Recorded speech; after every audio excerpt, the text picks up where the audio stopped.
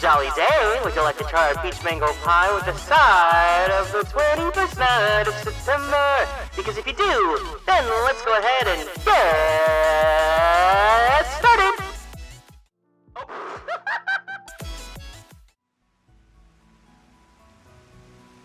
Not me hitting the ending screen button.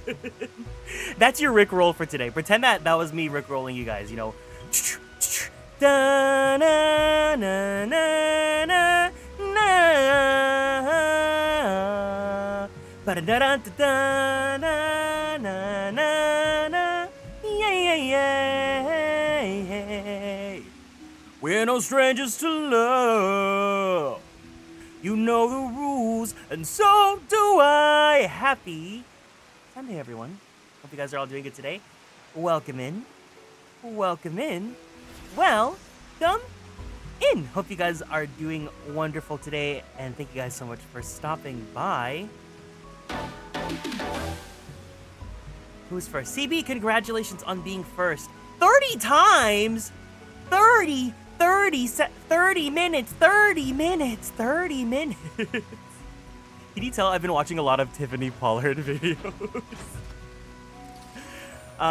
Maddie Bratty, thank you so much for stopping by this stream today. Amaranth, thank you so much for being here.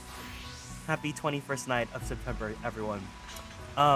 Normally I would do a karaoke stream today because I just like doing the, you know, it's the 21st night of September. But I just really wasn't feeling it right now.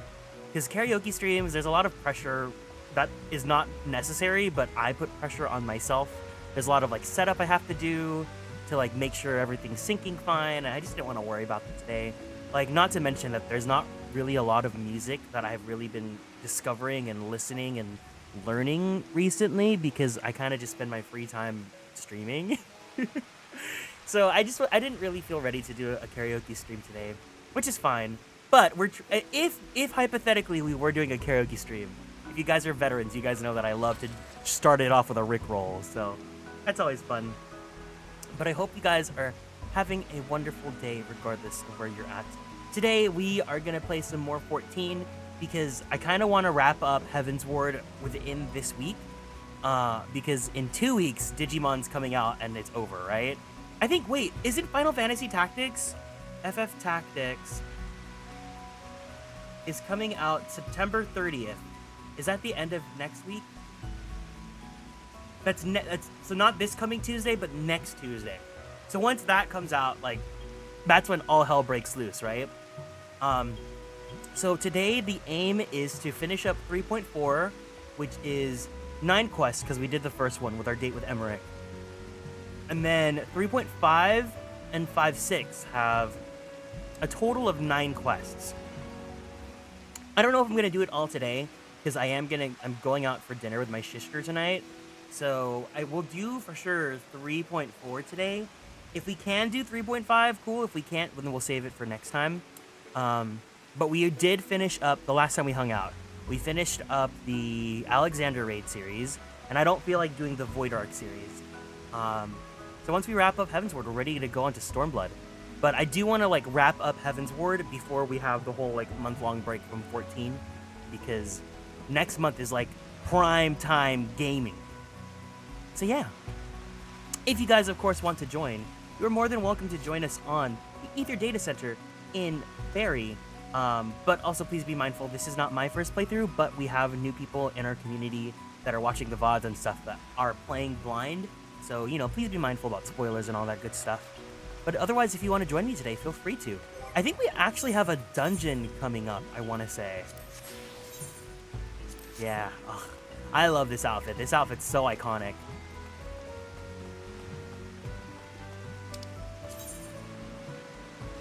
Okay, so I think we just go to Ishgard.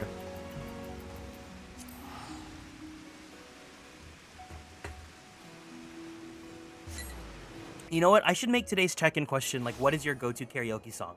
I usually ask that during karaoke streams. And since today we're not doing a karaoke stream, it's the perfect time to ask it.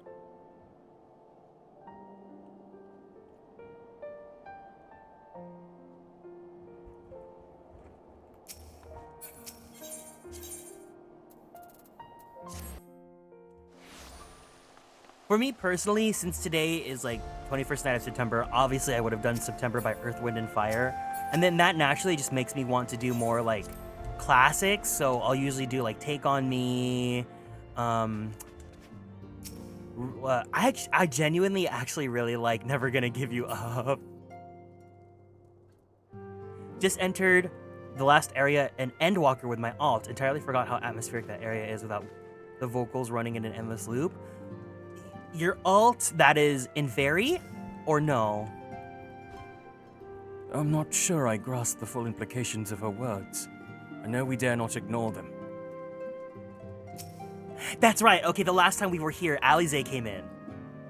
The alt that's on NA, but that's not on Fairy.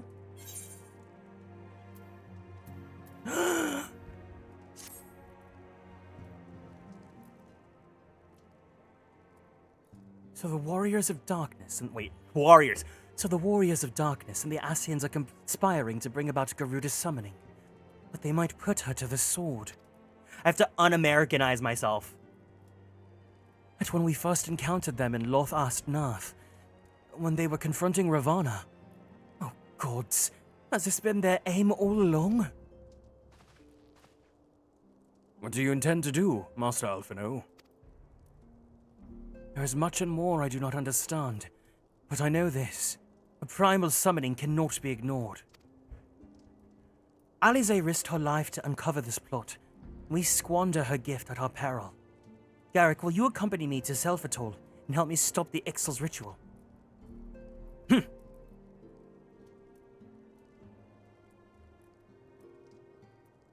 Given that Ishgard shares a border with the Ixali homeland, we've vested an interest in the outcome of this ritual.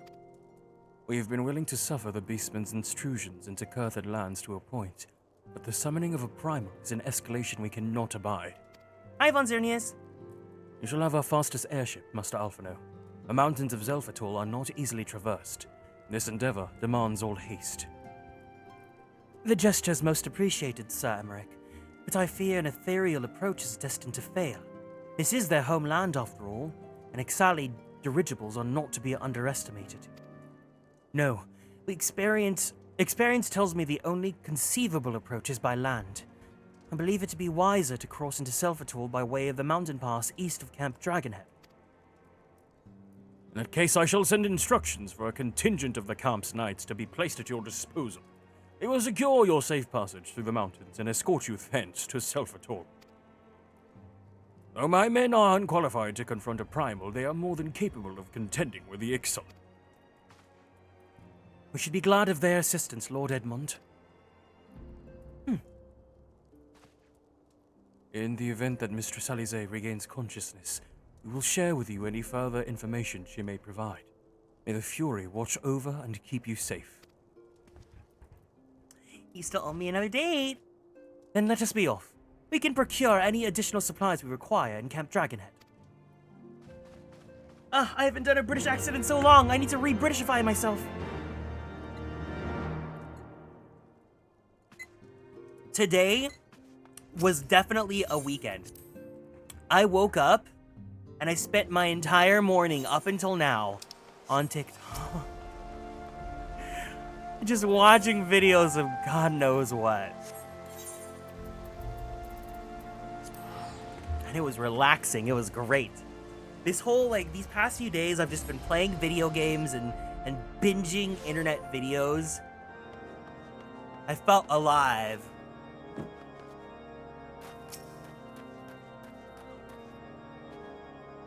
Have you everything you require? Excellent. The entrance to the pass is north of Natalan. Natalan? And due east of Camp Dragonhead. Though it is normally guarded by a score of Ixali warriors, I have been informed that House Forton knights have already dispatched them. The enemy's gate lies open. We need but walk through.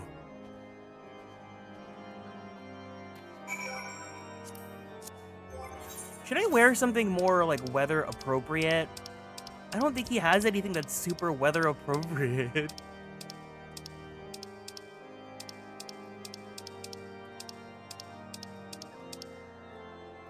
This might be the closest thing, but I don't know how I feel about this fit on him. This one I'm saving for Stormblood. You know what? We just had our date with Emmerich, so we'll wear this. Hi, Haru. Happy Sunday. How are you doing today?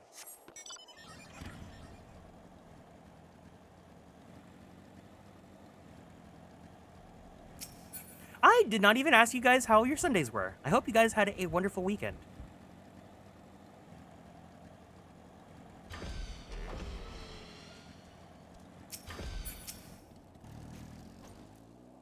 Master Arkwright, Master Alphino. As you can see, the gate is ours. Be advised that our scouts are reporting increased activity around the first mountain. Simply put, they're up to something, and don't want anyone interfering. We stand ready to escort you to Selfatord and aid you as you see fit. The enemy will be thick on the ground. Upon arriving, let us advance with care as we search for the site of the summoning ritual. If the gods are good, we should only have to contend with the Ixal. But if they are not, we may be forced to do battle with the warriors of darkness. Selfatol, now accessible. Selfatol sounds like that one, like, Japanese gum brand. He's got a Manny.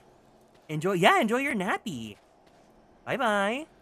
Would anyone like to join me for Selfatol? We're on a run to get some gum.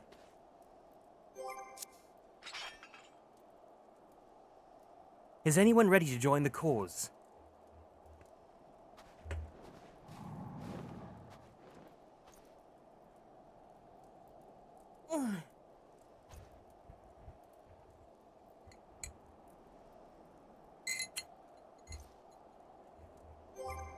What happened? Are these just NPCs? Give me 5 minutes? No problem. Alphino, Banner, Archer. His name is just Archer. Oh, no, that's the class. House for Tom. That's so silly. They don't even have names.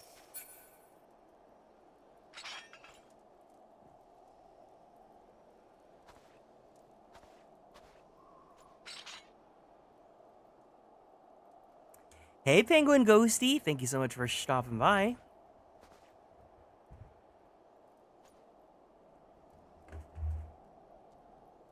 Here, okay, while we wait, let me get the lyrics to... Boom, boom, do do do do do do do do na na na na na na.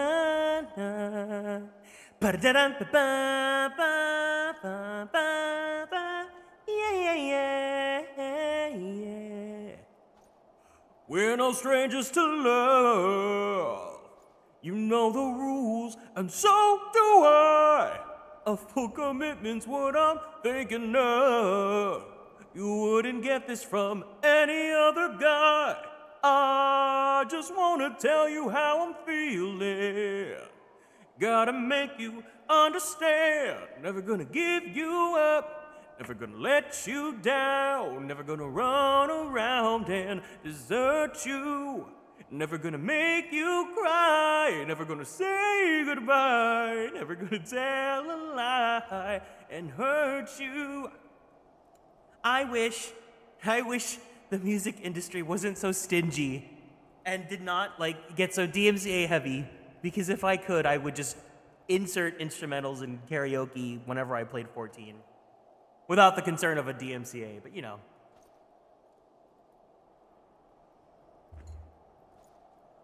September lyrics.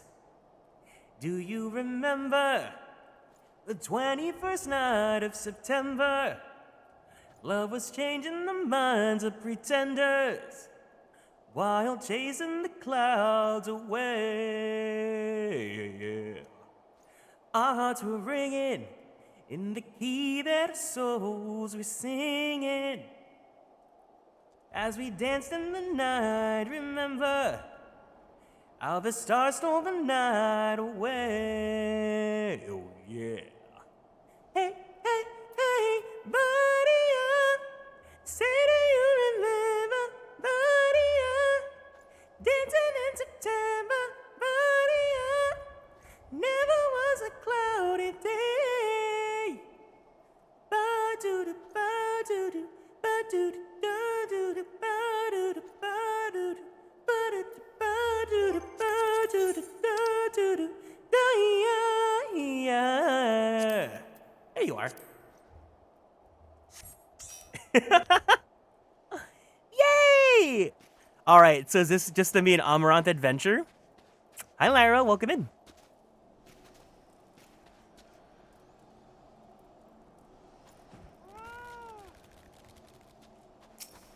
Yay! I can join? Yes, for sure.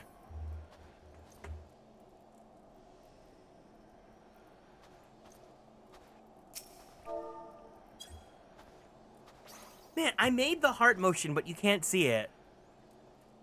One day I'll have a 3D model just so you can see my mannerisms and the dumb things that I do.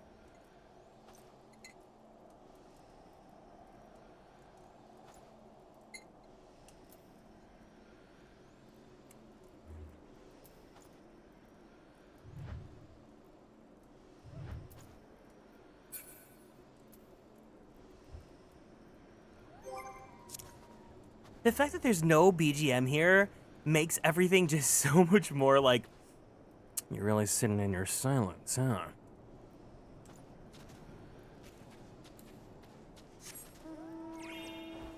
Can I, like, not go over here? Oh, they block it. I see, I see. No, but, so, basically, if you guys were not here yesterday, I was talking about how I bought Trails in the Sky first chapter, because I played the original on PSP when I was in, like, middle school. And honestly, I'm very surprised at how much of the plot for that game I still remember. Like, I remember a lot of, like, the characters and a lot of, like, the remake came out on Friday. I remember, like, almost everything about the first chapter, which really speaks a lot. But I was planning on skipping it because October just has so many releases already, and there's no way in hell I was gonna stream it, because not only is it a lot of reading just for one game, like, it's a huge commitment. Like, I wouldn't want to stream it and then not do the other games. So I'm just playing it for myself, but I've really been enjoying it. I like how the game plays. I haven't played any of the, like, Daybreak games, so I know that they did change the battle system to have that, like, hybrid, like, action and then also turn-based. And then I just realized that that's just Metaphor ReFantasio. So I've been playing that. The game looks really, really good. I'm also just so happy that there is a Switch 2 version, so I can comfortably buy the game physically and then, like, have the convenience of, like, all the Switch 2 stuff.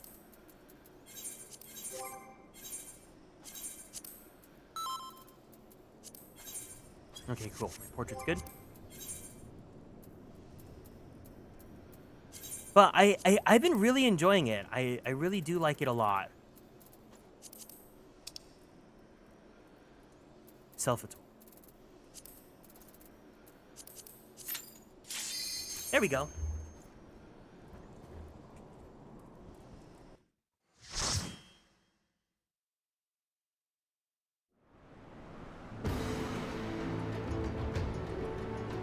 Self-talk.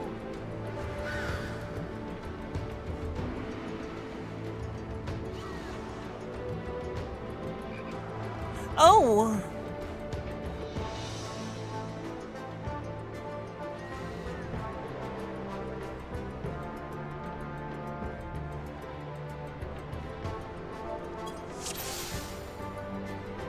Boko Boko!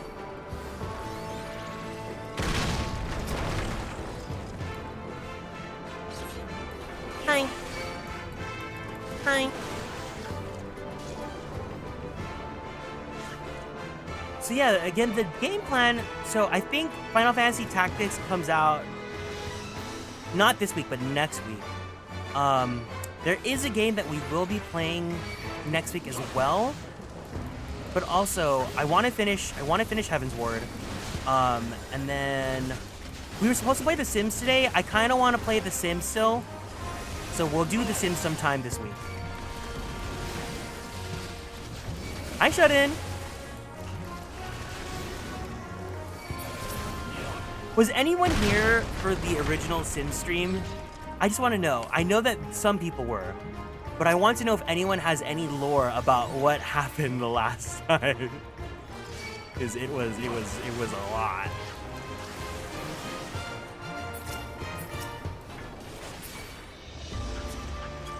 Hi, Shut-In. Happy Sunday. What were you up to today? Whoa, Tomahawk deals that much damage? That's crazy.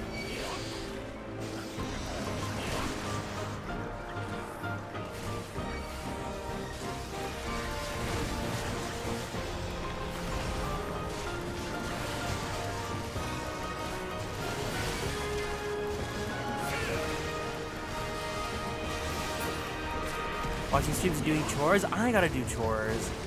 I'm too lazy. I have to clean my room. Clean room, clean mind. Oh, we have a Pictomancer and a Black Mage. No wonder everything's burning and melting. Hi there.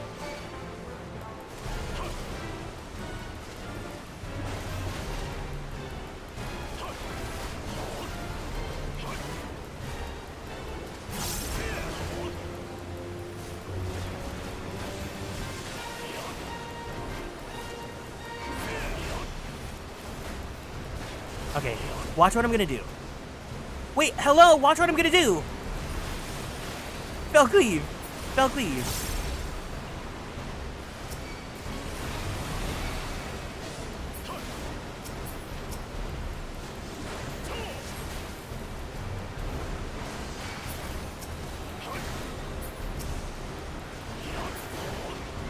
Wait, what are we supposed to do?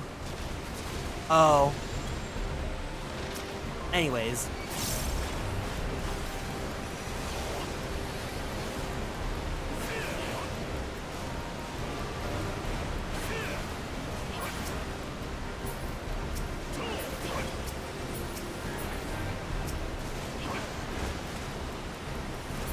So you flopped on arrival.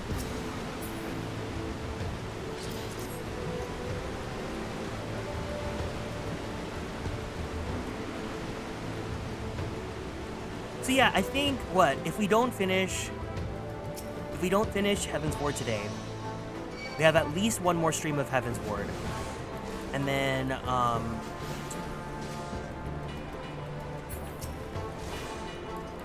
Sims. And then I think SpongeBob might take like 1 or 2 streams, I think.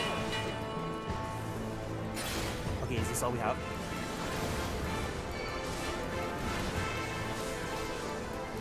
But also I have work, so I have to like, I can't stream every day like I want to.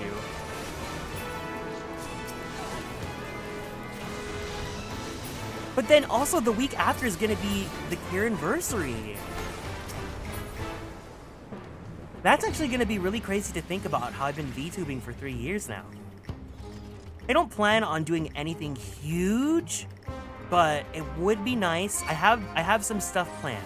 I can't promise anything, but I will say that I would like to celebrate the idea of an anniversary with some stuff. I think by the time the anniversary happens, Digimon Time Stranger is going to be out, so we're probably going to spend the day playing Digimon.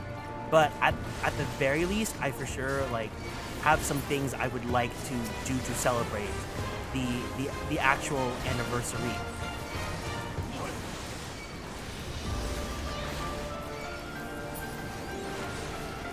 Yeah.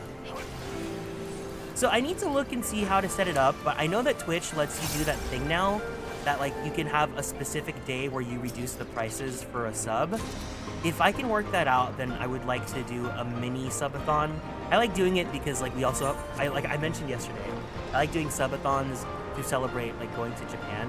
So if we have I like to do like a Shikishi board, so anyone that subs or gifts or whatever can have their username written on a little Shikishi board, and then I take it with me on my trip to Japan, and I take a picture, so it's like you guys come with me to the trip. And then I keep them all. I keep them like by my desk, so I can look back at the past usernames and stuff.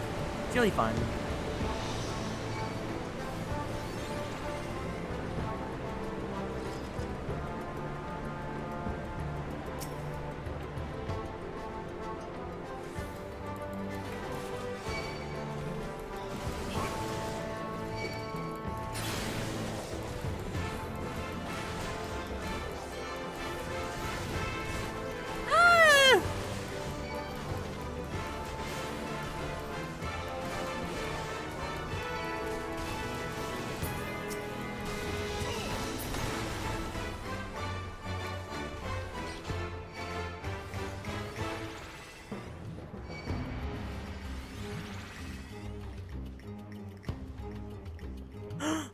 I like that they gave him like the Garuda staff. That's fun.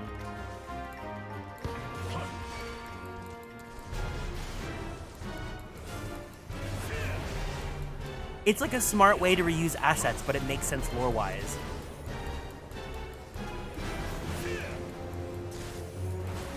Hi, have you ever heard of ffxiv? 1, 2, boom.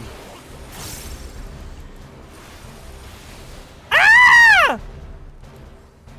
Oh, I see what it is. I understand.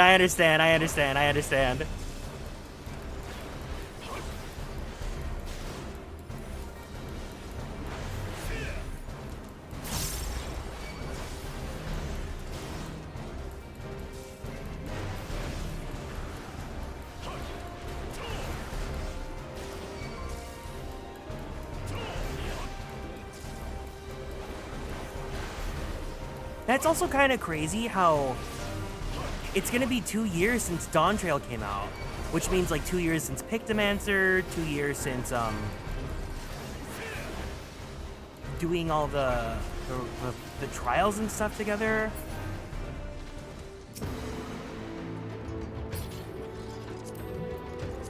I'm so curious as to what the next classes are gonna be now.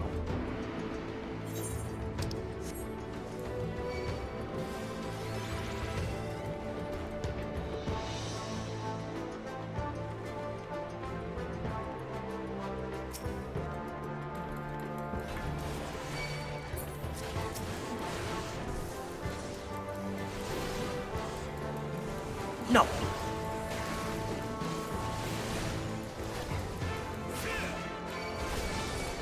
Hi there.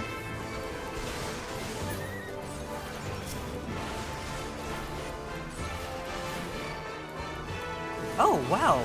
They eliminate these guys so flarkin' fast.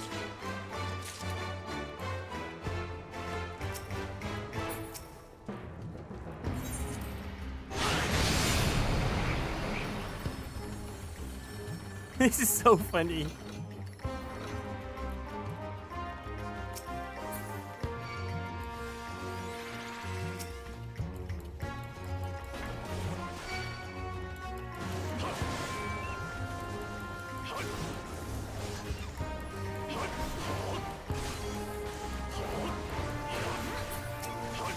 Nice. Hi. Hi! I said hi!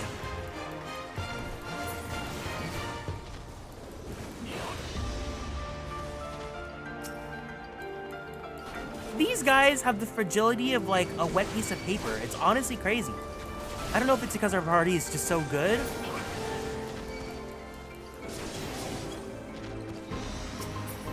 Oh, fun.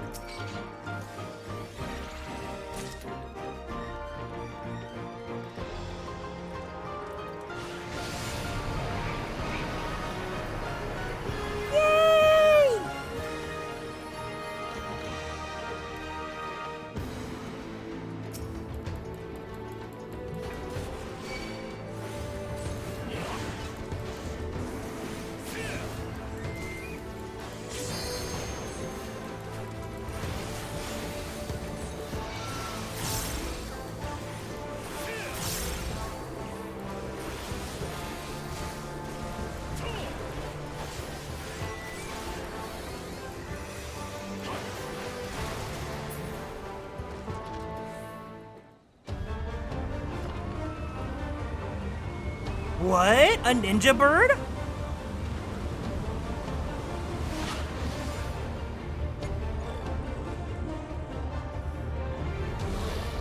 Wait, why is he kinda... Body T?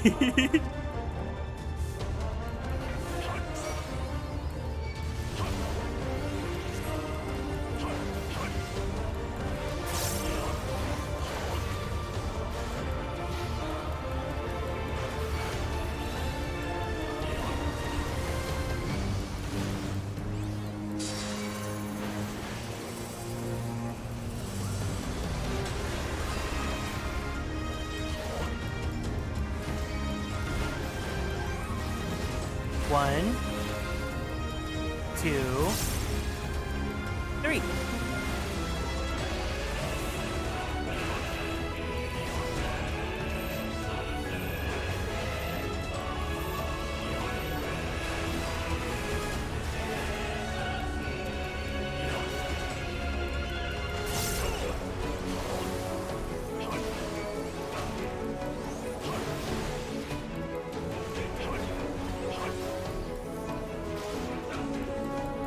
Summon Garuda? Oh, hell no. What?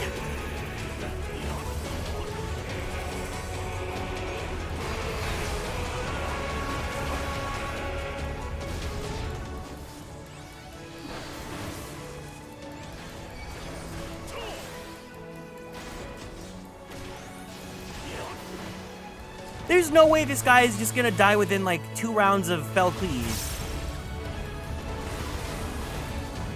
Really?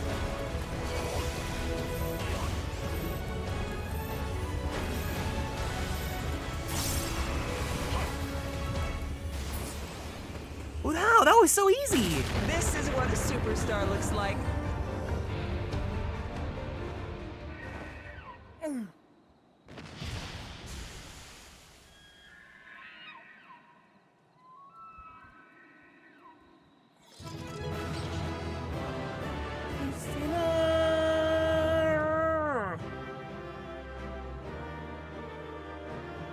Oh, thanks, Alphino. You totally helped out.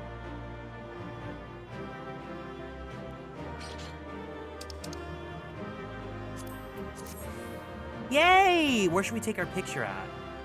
By the giant ship? Yeah, I think here's good.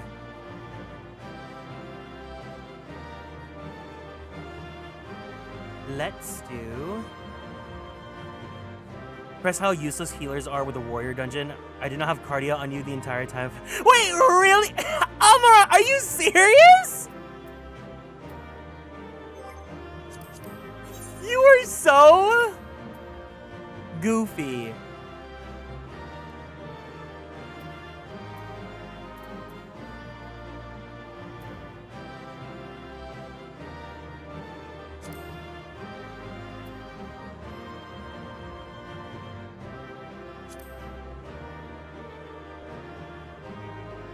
Tired? You didn't have to join me if you didn't want to.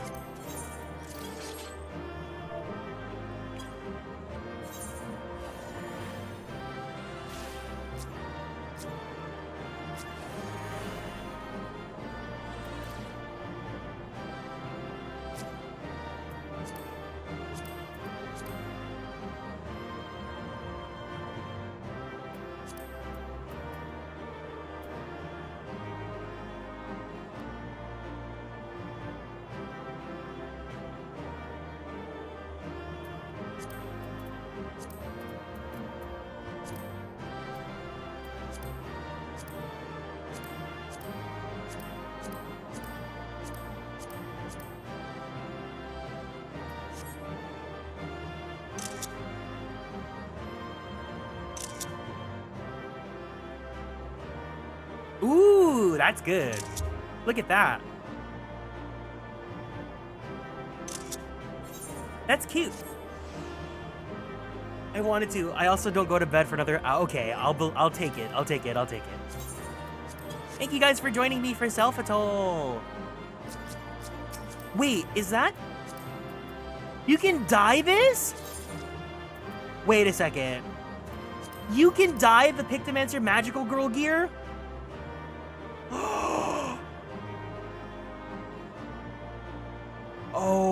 Oh, that's a game changer. That's a game. Also, this is giving magical do-re-mi. Does anyone remember magical do-re-mi?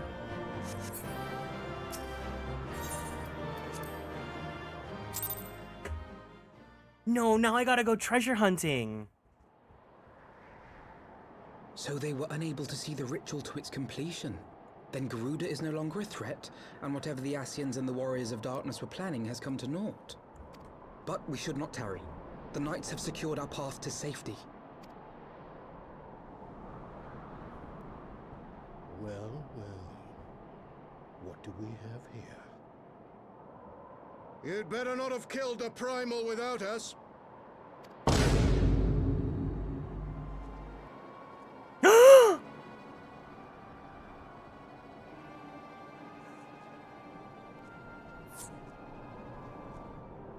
I got lazy and bought the coffer.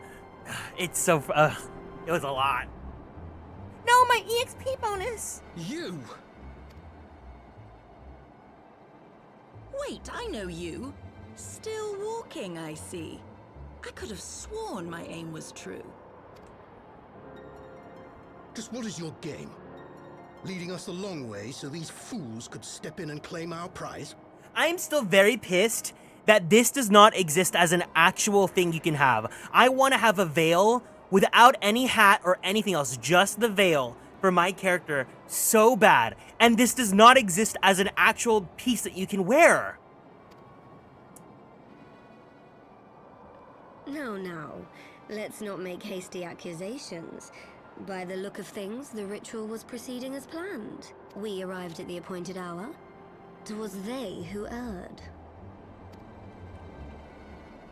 It is hopeless. We cannot face them all. Do mine ears deceive? A boy! So that's the way of it. Twins! You had me worried for a moment there. Know that I will happily make it quicker for you, if you just stand still.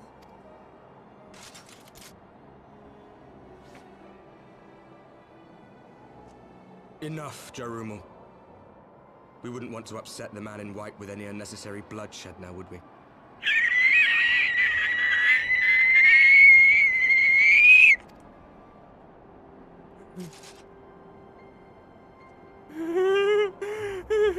Twirl's hair. Hi. You've been awfully busy since we were kind enough to spare your lives. His armor just makes him look so big. Look at how While big you his were calves look. consorting with the Ascians, you mean? 7 hells! What could you possibly hope to achieve? Should I explain it to you? Very well. Consider it a reward of sorts for beating us here. You're gonna reward me? You know the tale of Hydaelyn and Zodiac, I take it? Of the Great Sundering and the reflections it created? Would you like to tell me it? Across 10 and 3 they were divided.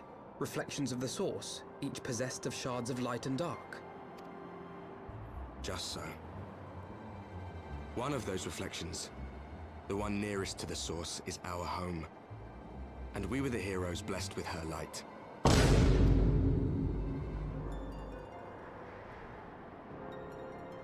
But not all worlds hold light and dark in equal measure. In ours, the power of light was greater by far. So the Ascians, who once threatened our home, were no match.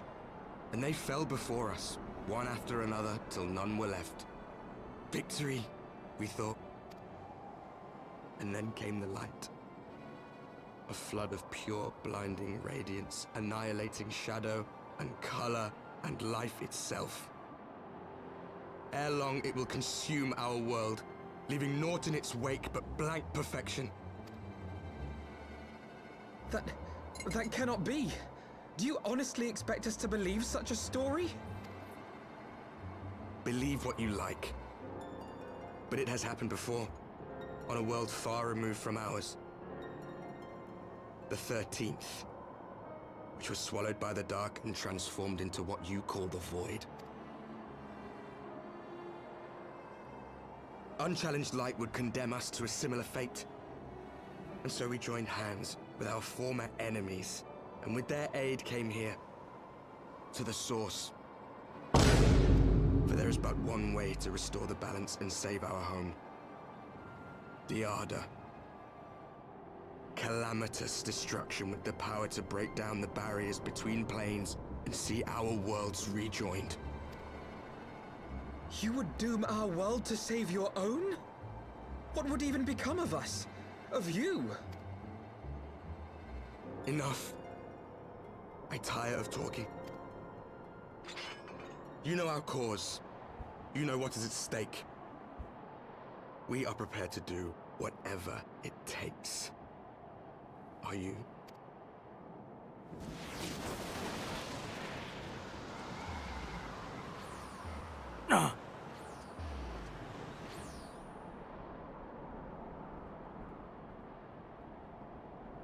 If there is aught you would say, say it. Otherwise, begone. You have no friends here.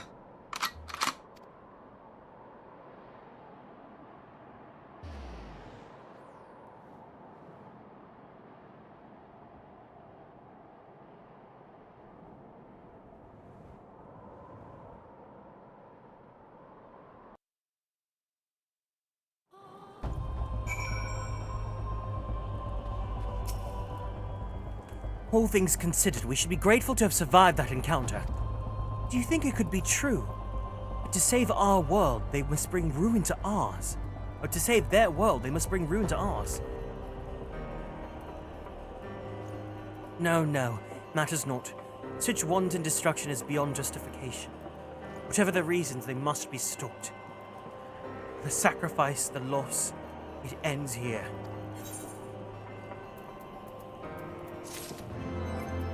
So, I have a question, because I know they explained it, but I just want to make sure I'm perceiving it correctly. So, Minfilia, basically, when we last saw her after she became one with Hydaelyn, explained how the world really is. And she worded it very, like, Shakespearean cryptically, and I feel like I kind of understand it, but, like, to clarify for both myself as well as other people here, essentially what happens in the story is that Hydaelyn and Zodiark are, like, at war, and then the world just gets divided, right? So we are the source, and then there are, like, 14 other worlds that are the same version. They're, like, different copies of our world with varying degrees of fuck-it-up-ness. And they're all, you know, surviving different calamities and whatnot. That, I'm understanding that right?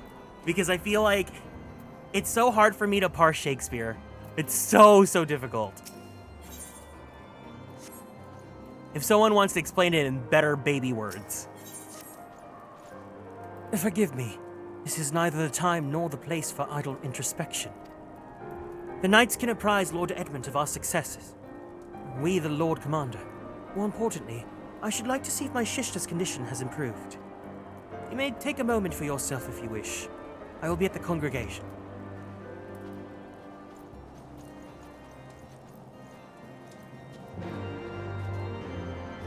You have the right of it. Cool.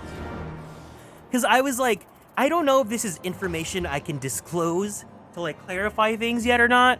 Because, like, she explained it, but she explained it in such a way that made it seem, like, so cryptic, or at least my baby brain cannot just fully parse it in easy words.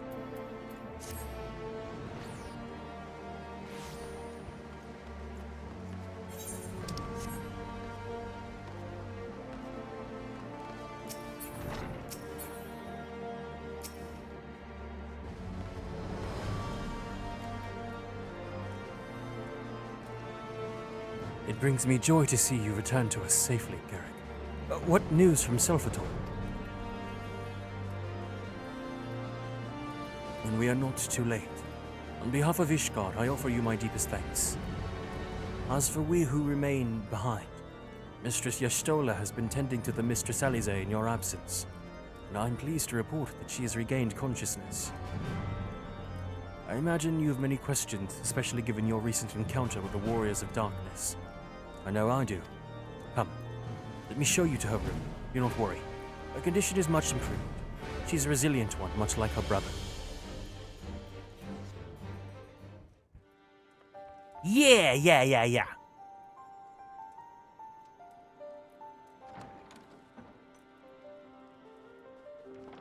Alize, how are you feeling? Well enough, brother. Thanks to the kindness of our hosts. When they told me you had departed for Zelvatol, I found that I could rest. The outcome seemed a mere formality, as did your safe return. Thank you, my friend. Hi, Angora. Happy Sunday. I take it your mission was a success.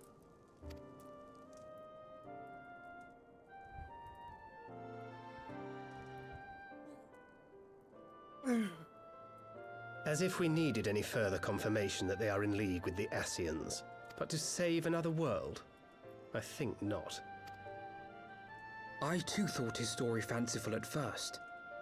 But it is possible there may be a kernel of truth in all of this. At the very least, none of his claims contradict the word's account.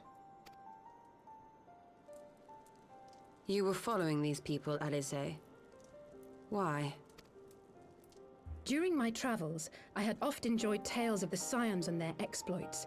But after a time, I began to hear whispers of a gifted and theretofore unknown band of adventurers. Adventurers who had supposedly sworn to travel the realm slaying primals in the Scion's stead. The Warriors of Darkness. And in the course of investigating these rumors, you stumbled upon the Ascians' involvement.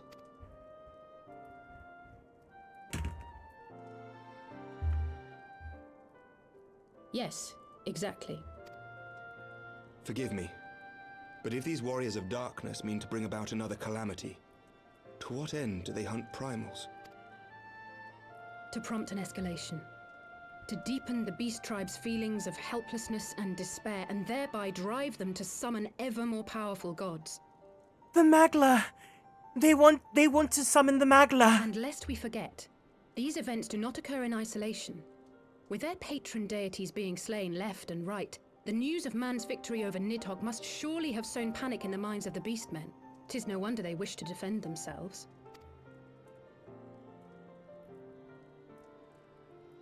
Power answered with greater power, death with more death. A vicious cycle fueled by fear and hatred. I know it's like all too well. Aww. Indeed. The Ascians sow discord and desperation, and the Warriors of Darkness reap the harvest. And so it continues. Yet that is not the extent of their ambitions. The Ascian himself observed that once the powerless realize that the old gods have failed them, they will have little recourse but to look to a new one. We cannot let that happen. It should come as no surprise, but Alice and I have uncovered evidence that the Ascians have been manipulating certain parties to ensure that a constant stream of crystals flows into the hands of the beast tribes. If we sever these supply lines, we should at least be able to slow the escalation.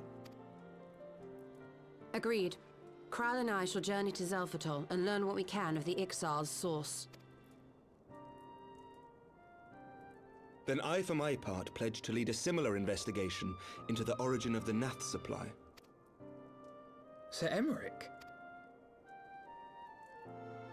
As a member of the Eorzean Alliance, Ishgard is honor bound to play an active role in maintaining the security of the realm.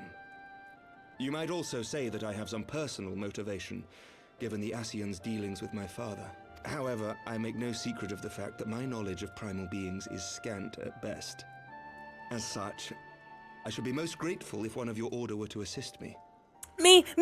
I volunteer! Allow me, Sir Emmerich. Oh! I have dealt with the Nath before. Even better!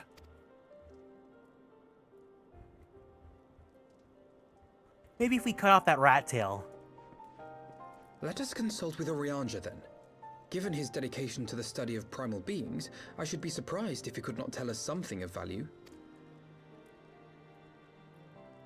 Allow me to accompany you, brother. And before you think to refuse, know that I am not the girl I once was. I shall not be a burden. You have my word. But Alice, you...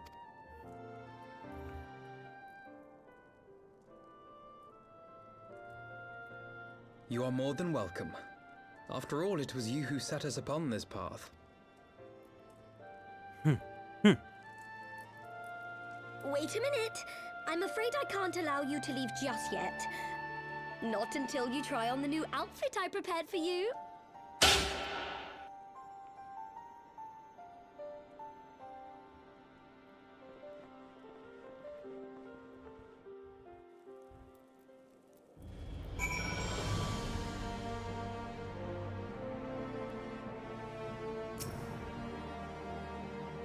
I love when they end a cutscene and you move 2 steps and then you talk and then you trigger another cutscene. To think that the 3 of us plumbed the depths of the coils and confronted Bahamut himself. Oh! Flavor dialogue! Confronted Bahamut himself. Had I not been there, I would struggle to believe it. Seraph Safe, thank you so much for following and joining the Konstellations. Welcome in. Shortly after we parted ways, I heard that she'd taken to the road on her own, apparently on a journey of self-discovery. Precisely where to, I never learned. I suspect that was by design. So she enjoyed hearing tales of our exploits, did she?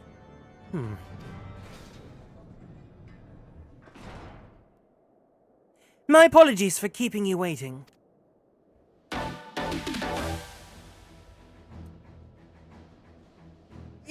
Tataru, I have to admit, this was kind of a miss.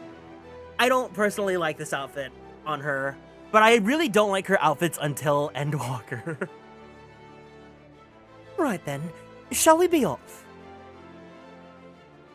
Tataru never ceases to impress. Debatable. Though for a moment I feared she might furnish you with an identical outfit. Praise the 12, she did not. Mother and father were rather too fond of making us wear matching clothes. Do you remember the time in the studio when that girl of yours crept behind me in the hole and whispered? Sister, please! She was not my... Can we not have this conversation in front of the Warrior of Light? So be it. Another time, perhaps. To be honest, Garrick, I wasn't planning on seeking you out just yet. When I set forth on my journey, I did so with grand ambitions. As you may recall, I promised I would not disappoint you. I pray you will forgive me if I do.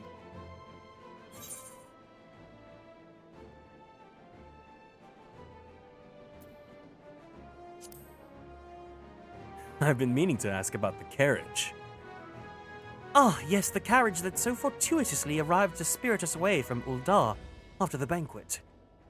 The driver informed me that I had my Shishta to thank for his presence on Uldar. How did you know to send help? The drunken brass blades are even less discreet than sober ones. Unfortunately, by the time I learned of the plot, I was too late to do anything more. Frankly, I'm still amazed Brent managed to find you. New garments aside, I must say that you seem different. More resolute than we last met. You're the look of a woman who's ready to fight for the future of Eorzea. To the extent of my abilities, perhaps, so I have no delusions of grandeur, nor will I pretend to have found myself or any such thing. I'm here today because I would regret it if I weren't. That is all. Fair enough. Let us depart for the Waking Sands, then, and see if Urianger can be of assistance. Yeah, unfortunately, I think the Heavensward outfits in general are kind of a miss, but I think Alize's is the biggest miss. I don't remember the next one, unless... What? Hold on. What's her next outfit after this?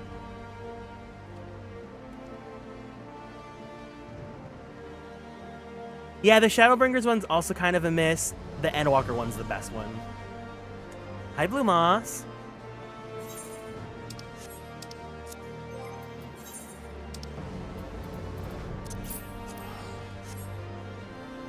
I remember what I wanted to tell you guys earlier.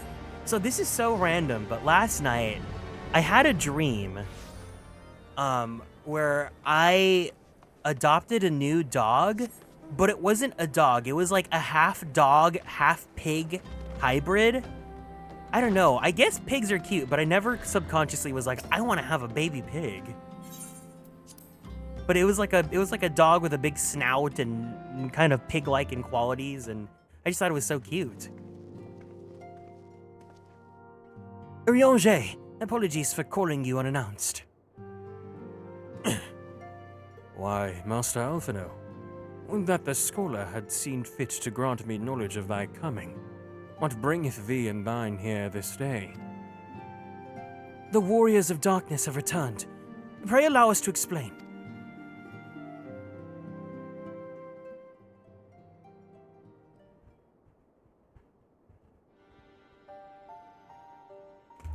I too have heard tales in recent days of primal beings rising up, only to be cast down by forces unknown. Alas, as thou didst observe, this serveth but to spur the beast tribes to pursue their goals with redoubled fervor. We've two objectives at this time: to identify and remove the source of the beast tribe's crystals, and to take direct action to prevent any further summoning rituals from reaching completion. The second is easier said than done, of course. While we were fortunate enough to learn of the Ixal's plans before they came to fruition, I should be surprised if the Warriors of Darkness and the Ascians did not have similar designs elsewhere, of which we had no knowledge. Thou wert wise to come hither, for this very day did I receive tidings most troubling from across the strait of Melthor. Ogamoro stirreth, and there are whispers that the Lord of Crags neareth his return. Mere rumors mark thou, but in light of thine own discoveries. Thou canst ill afford to turn a deaf ear to their claims.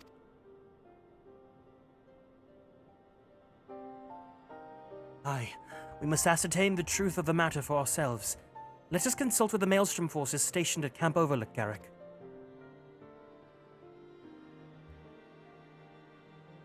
Thank you for your counsel, Urianger. Pray inform us should you learn aught else. Hold on a second. Oh no!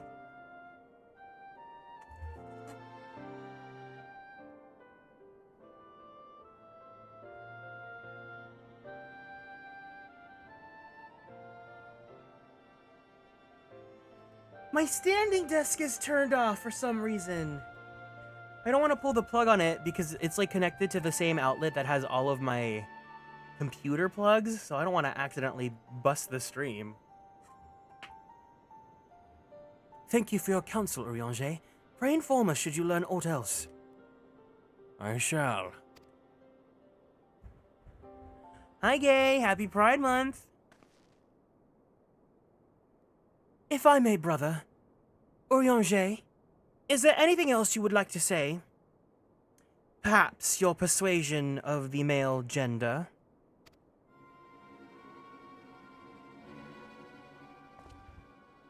Alize? If not, then never mind. I only ask because you are normally rather more verbose.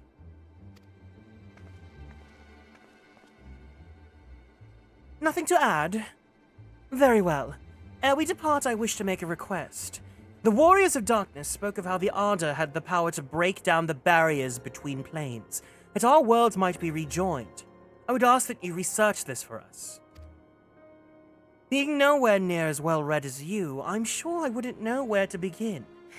That said, I've heard the tale of a promising tome, the Garoon Oracles. Mayhap you should start there.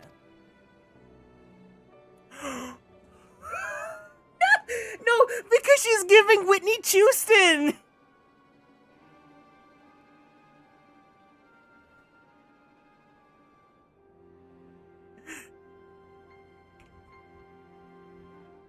This was Alize.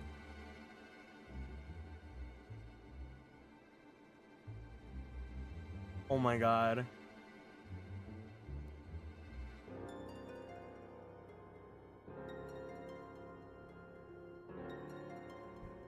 That's Alize right now.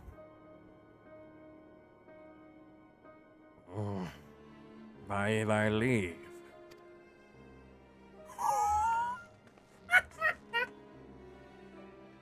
Camp Overlook, then. Very well.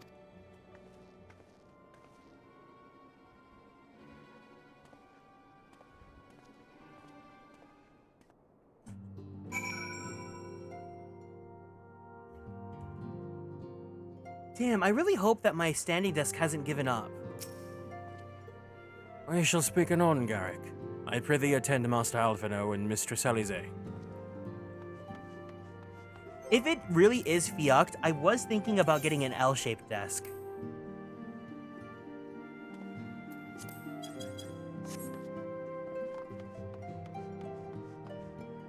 But I'm not ready. I'm not ready to up and redo my life like that.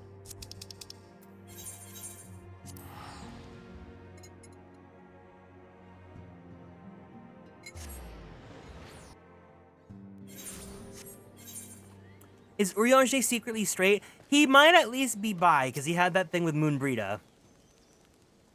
7 hells! At this rate, I'll have to appeal to Maelstrom Command for reinforcements. Whatever it is, we don't want any. You're not interested in Avon? Oh, well, fancy that. Just when my kobold problems looked like coming to a head, the Scions of the 7th Dawn turn up, itching to pitch in. Bloody brilliant timing is what it is. Right then, let's get to it.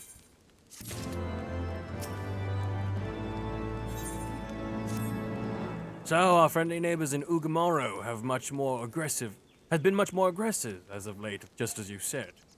Matter of fact, our scouts spotted one sniffing about the stores just now, likely looking to make off with an armful of crystals. I'll be damned if I'm about to let that happen. Lend a hand and help us search the camp for the little bugger, would you?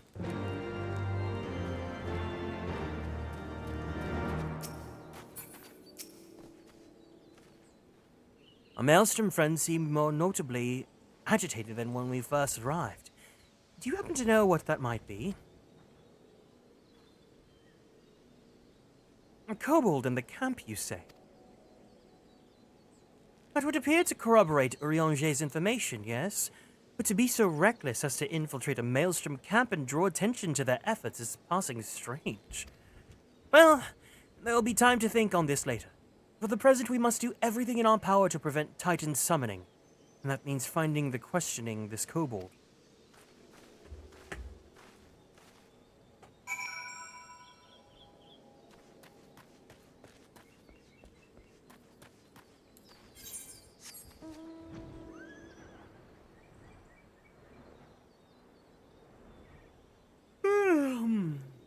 Where are you, kobold?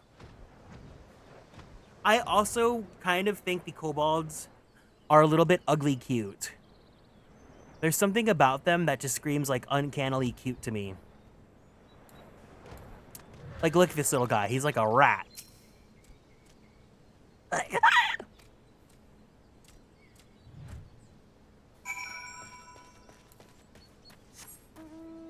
It's like the gobbies. The gobbies were also very cute.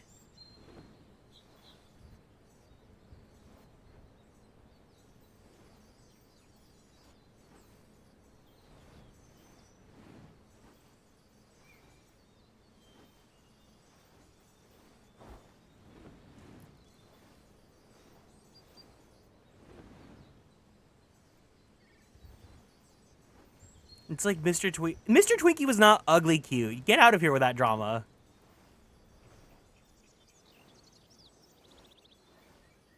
Mr. Twinkie was very much like conventional choice for cute. Very like generically appealing to like the general public. Stay back! Away! Far back! I'm not it's no use. Pointless, hopeless, no use!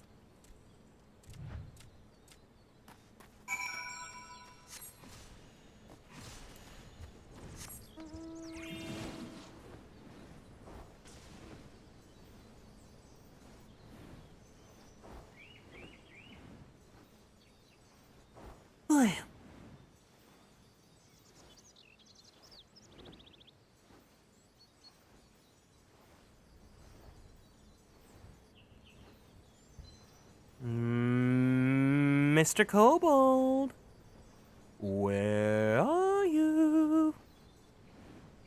You can't hide from me. Oh. Oh, please! Please don't hurt me! I only wish to talk! Yes, I just talk.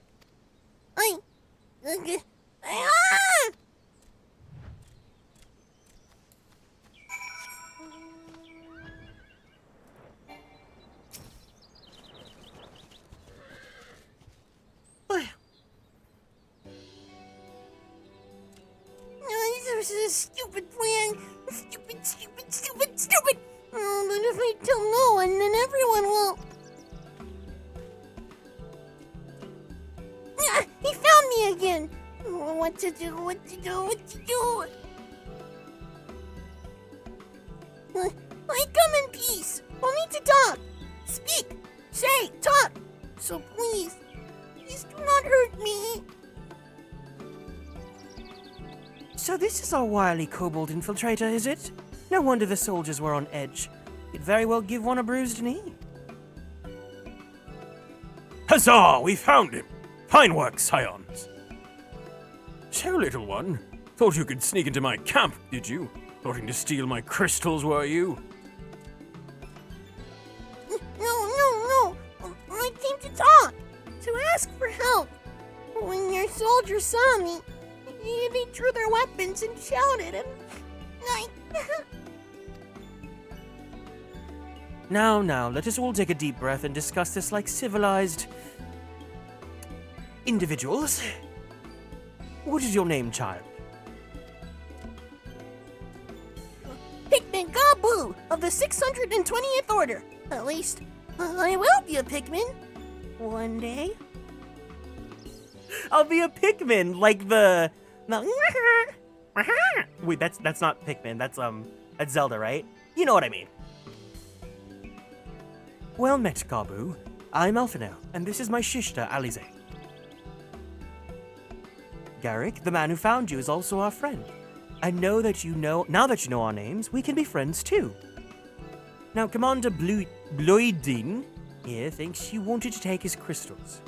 Gabu, but you said you wanted to come to ask for help. Why to us and not to your own people? What happened, Gabu? Can you tell us?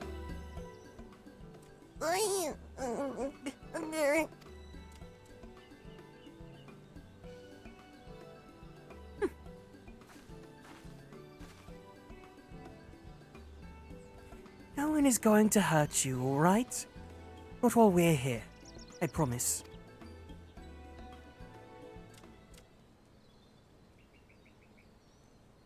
The Patriarch.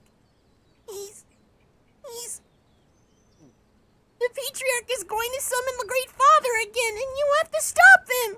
Beat him! Fight him! Stop him!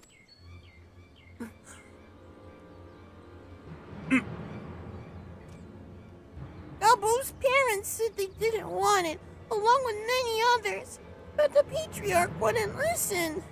He was so angry. Fuming, raging, angry. Wait a second, I just realized what Gabu reminds me of. And I like him even more now. Who remembers this diva?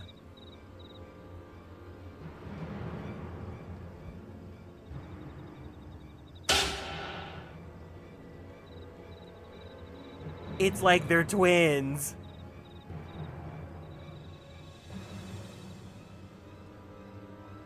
Oh!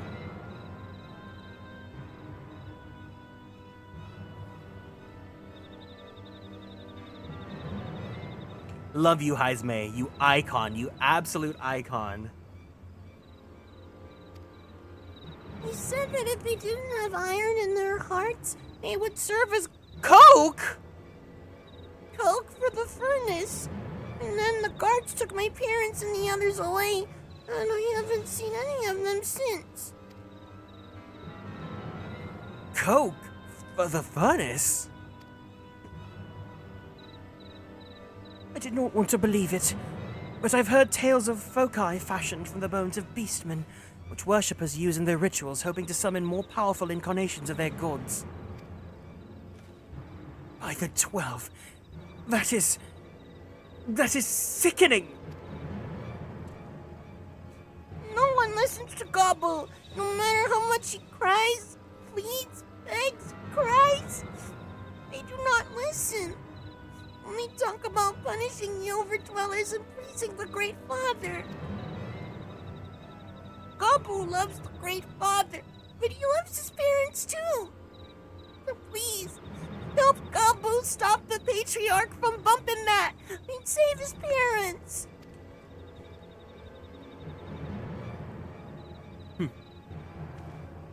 Commander, advise Maelstrom Command that Titan summoning is imminent. Should the worst come for the worst, we will require their support. Time being of the essence, we three will attempt to infiltrate the Kobold stronghold. Secure the crystals and free the prisoners. Well, if you're sure, you'll forgive me if I don't seem optimistic. We'll make ready, just in case.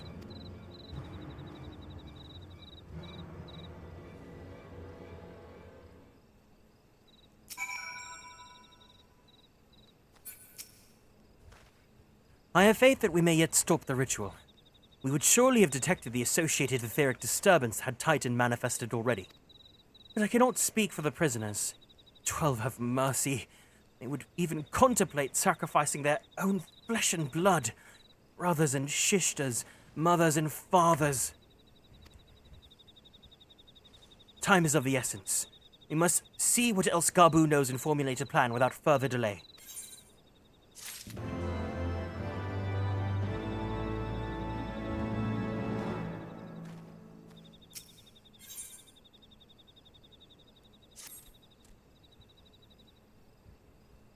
I heard Great Father Titan loves crystals.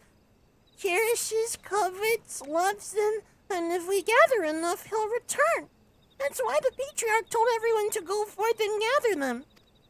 So I was thinking, if we take all the crystals away, maybe the Great Father won't come. Very good, Kabu. I was just thinking the same thing. Do you know where these crystals can be stored? Oh, I know!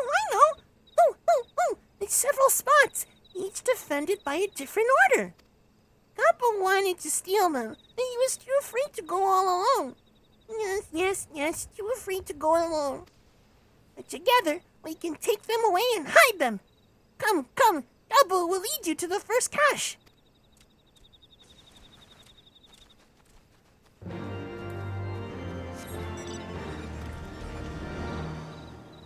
I just think he's so cute!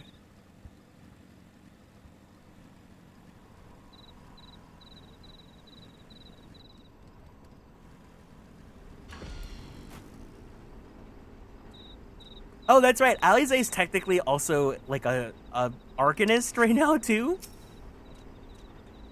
Quickly!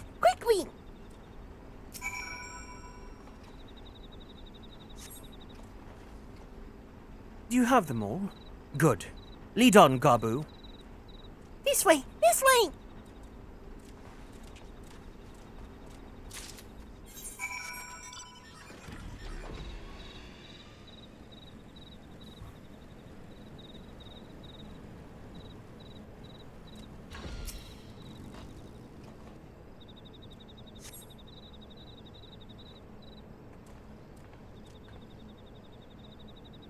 Time is short. If you have the crystals, we should move on to the next cache. Did you hear me, brother? Brother? Aye, it's just that.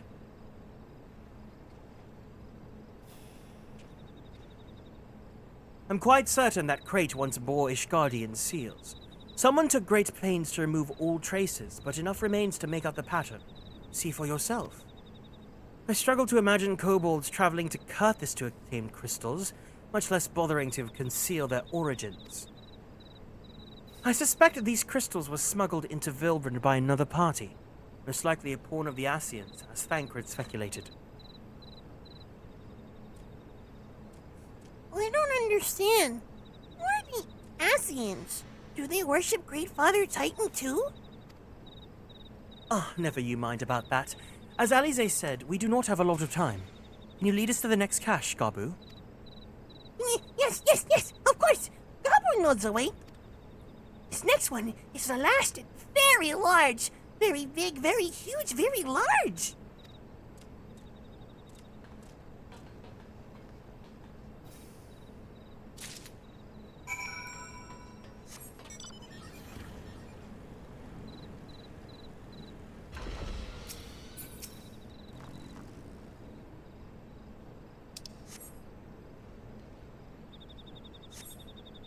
Though you cast about for a time, you see no sign of the crystals.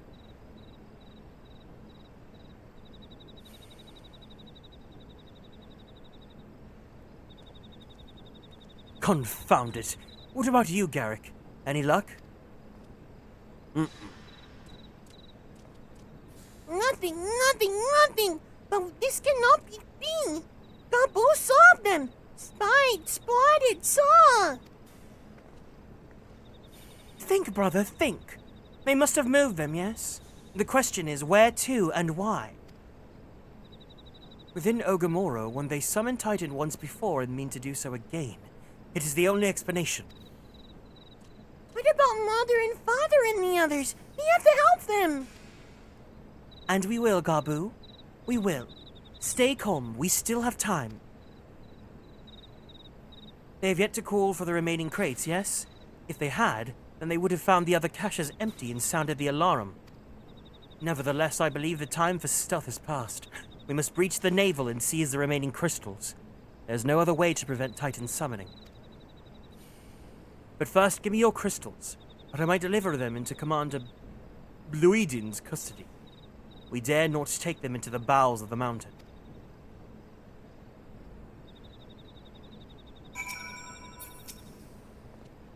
The crystals, Garrick, if you'd be so kind. Oh! He wants to be on the stream too. I thank you. I shall deliver them to Camp Outlook for safekeeping and brief Commander Bluidin on the situation. Pray go on ahead.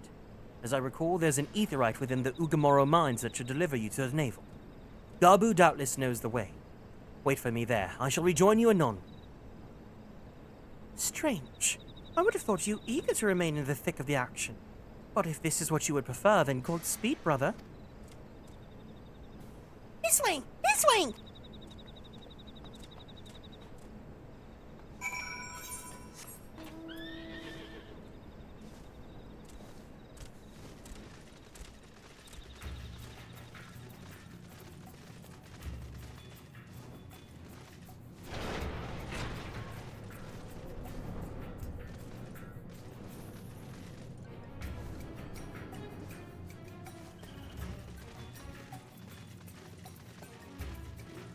Damn it, I want to raise up my desk so bad right now because I want to stand and get some, like, blood moving. But I can't.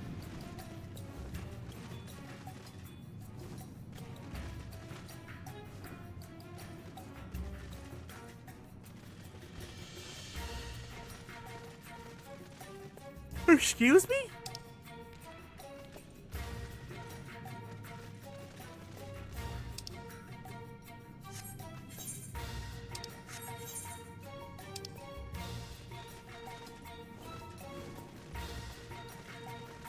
This map is so confusing.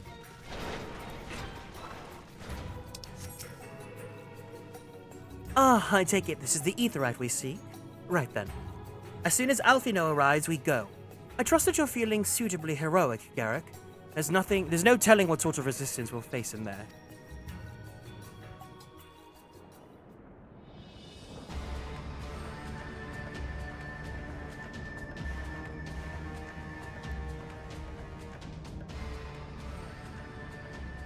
Quickly, you clods! Briskly! Swiftly! Quickly! They will not suffer any further delays!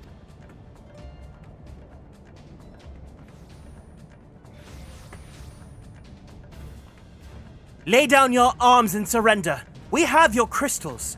There will be no summoning this day. Overdwellers! Here? But how did you? Where are my parents, Patriarch? Where are they?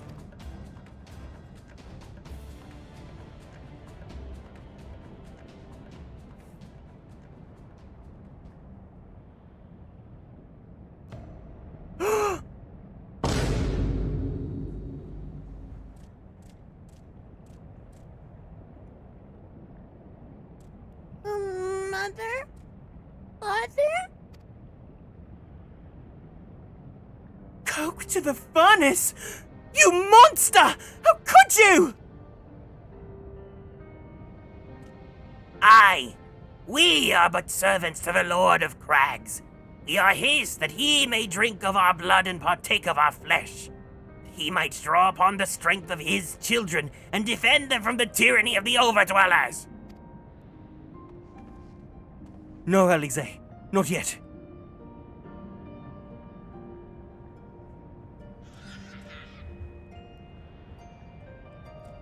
I understand, Patriarch. I do. Your fear, your anger, your hate. You would do anything to protect your people. Anything to deliver them from despair. Whatever it takes to ensure that those who threaten you can never do so again. But in your single-minded pursuit of this objective, you've brought suffering on your own kith and kin. You've sacrificed the lives of the very people you sought to protect. But it need not be this way, Patriarch. Renounce this bloody course. Cease your attempts to summon your god and work with us together to build a lasting peace. Another piece to be abandoned at the Overdweller's convenience.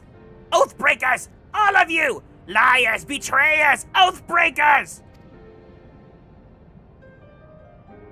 You take and you take and you take, and when you have had your fill, you sue for peace. You promise that this time is the last, until you grow hungry again! Well, he's kind of got a point. And when we dare to defend ourselves, you declare that this beast tribe cannot be suffered to live, that our god drains the land of ether and brings naught but suffering, death, destruction, suffering upon us all. I will hear no more lies from you and yours, Overdweller. You've ruined your own lands. You'll not ruin ours.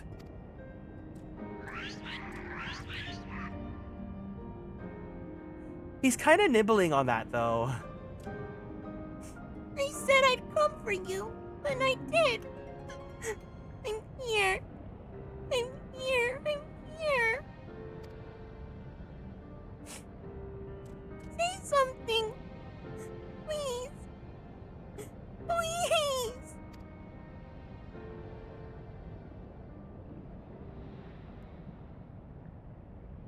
Please.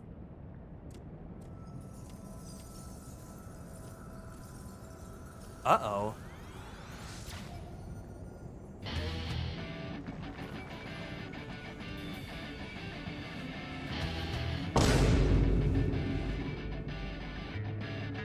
Wake up! Wake up! Wake up! Wake up! Wake up! Wake up! Wake up! Wake up!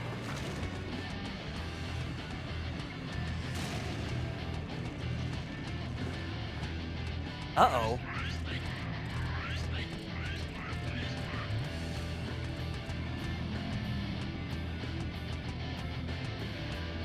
Oh no!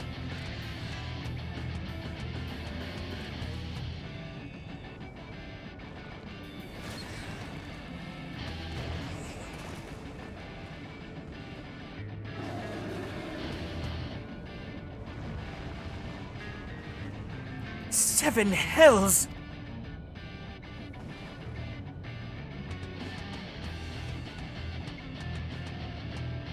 I'm here. I'm here. I'm here.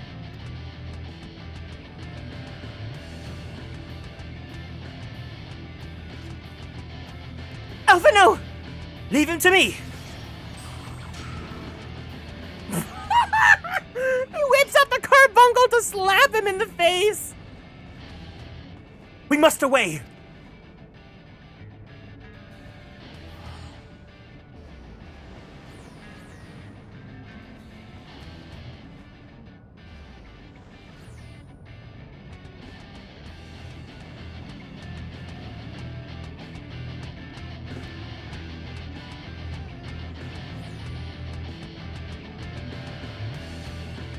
He just leaves a carbuncle there.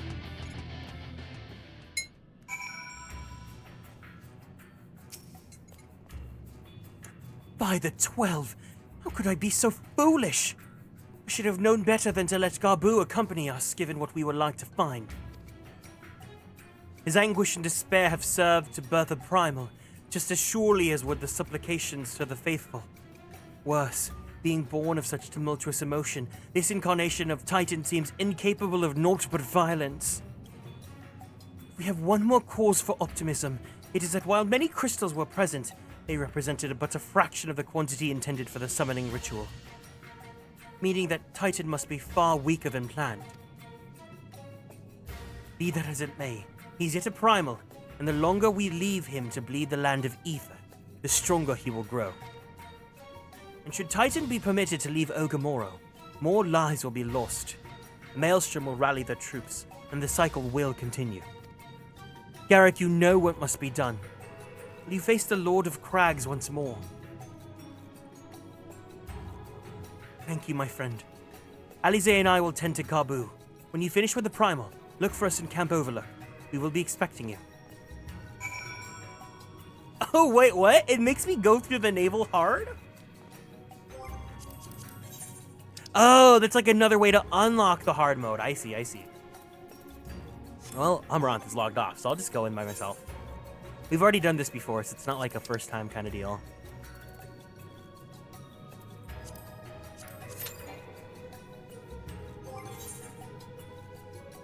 We're fine. I can heal up durability later. Oh, let me turn off tank stance. I like not having responsibility.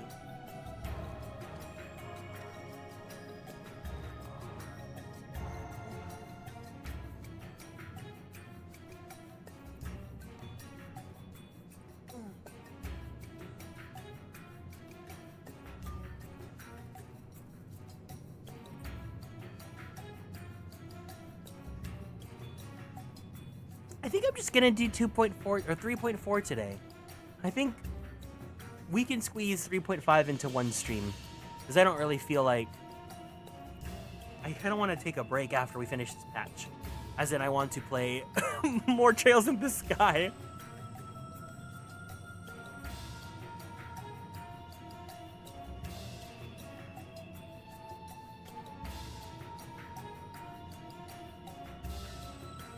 I'm going to use this time to give myself a stretch.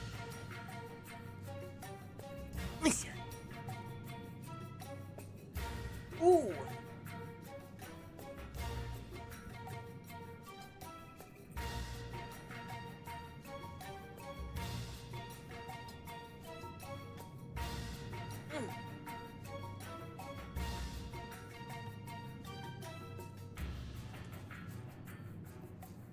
That feels better. I should look and see what's going on with my desk.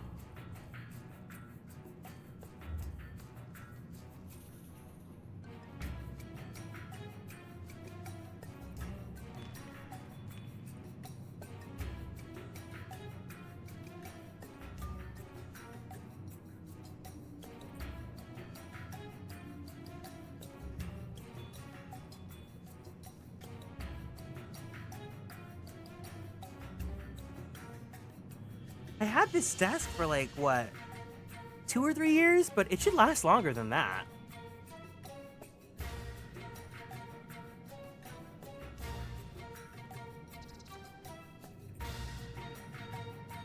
Whatever.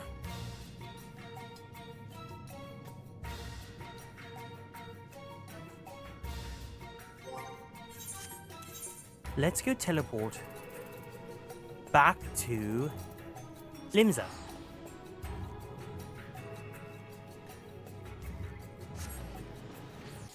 Oh, are you freaking kidding me? Okay. Sure, Jan.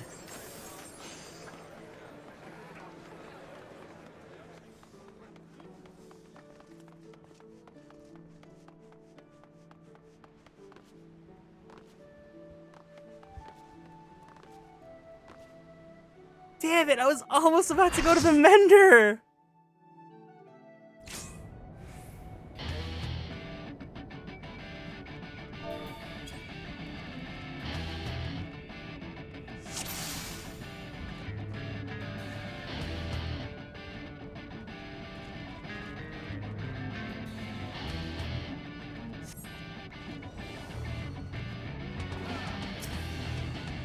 I'm here.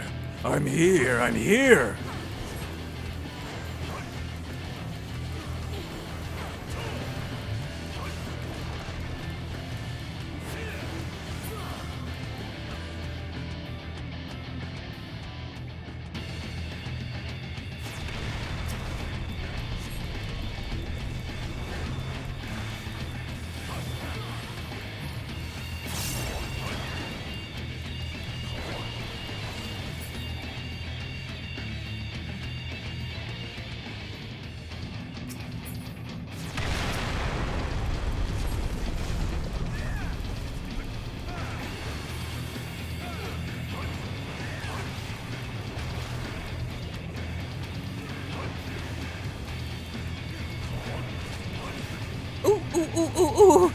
Wait a second.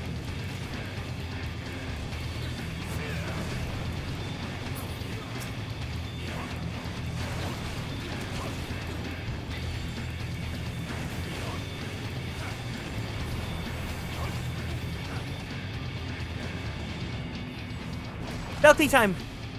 Oh, fucking, I just gave myself berserk, you asshole! Come on.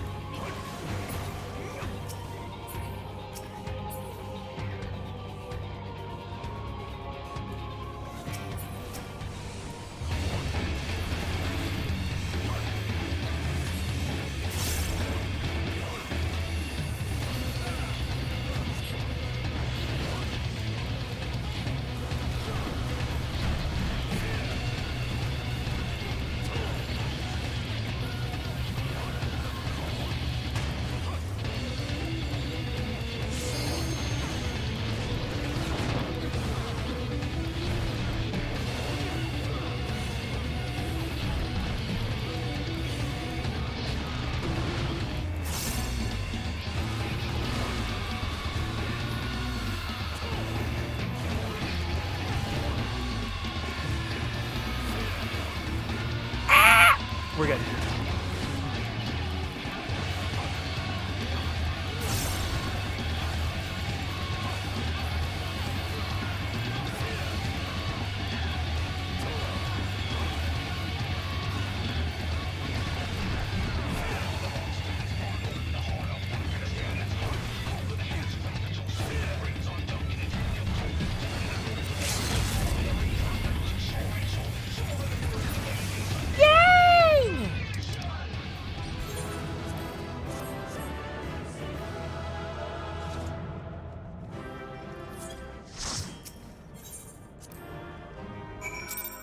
Easy peasy. Let me go mend my gear.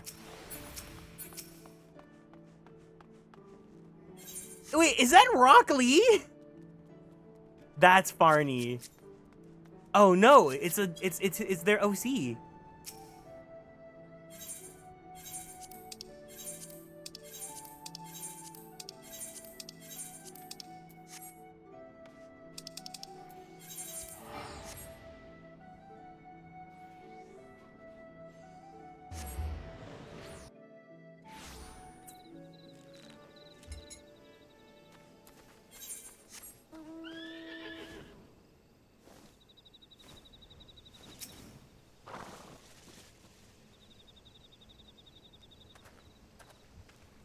Oh, there he is. Did I not tell you he would return safe and sound? The deed is done then? Titan is no more? Good. There's been enough tragedy this day. He's been like that ever since he regained his consciousness. We believe he can hear us, but he's made no attempt to respond. He's almost certainly still in shock, but we cannot discount the possibility that he succumbed to the Primal's influence. Should that prove to be the case, he must be put to death, like any other thrall, such as the Alliance's policy, yes? You have the right of it. We must not rush to conclusions. After all, we once feared that Ysael's followers were beyond reason. Many have since laid down their arms and accepted Ishgard's peace.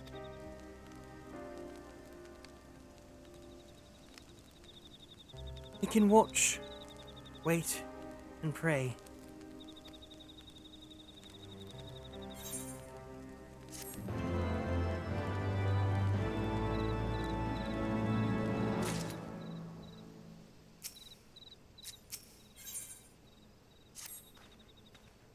There's naught to be gained from dwelling on an eventuality over which we have no control, much less one which may never even come to pass. Let us tend to more immediate matters. Informing Commander Bluiden of Titan's demise, for example. You may be certain that he will be glad of the news. Would you be so kind as to break it to him?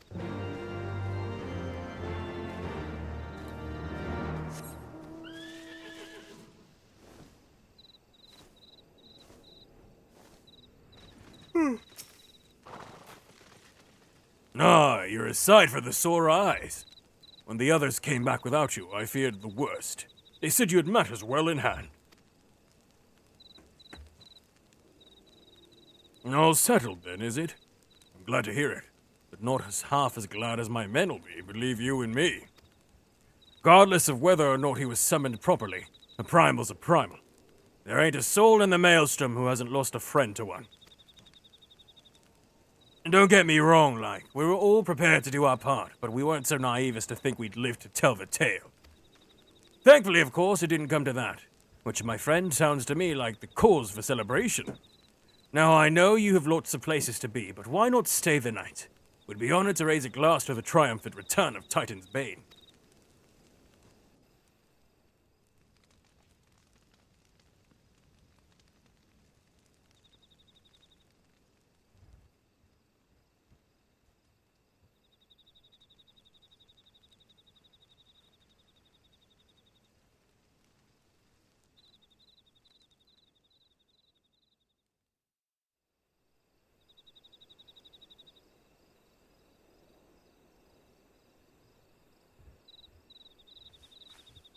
Who goes there? This is so Claire Obscure coded. Oh, it's you. Forgive me for straying from the camp. This moment is so Claire Obscure. He hasn't been feeling too welcome, to say the least. I thought a change of scenery might do him good.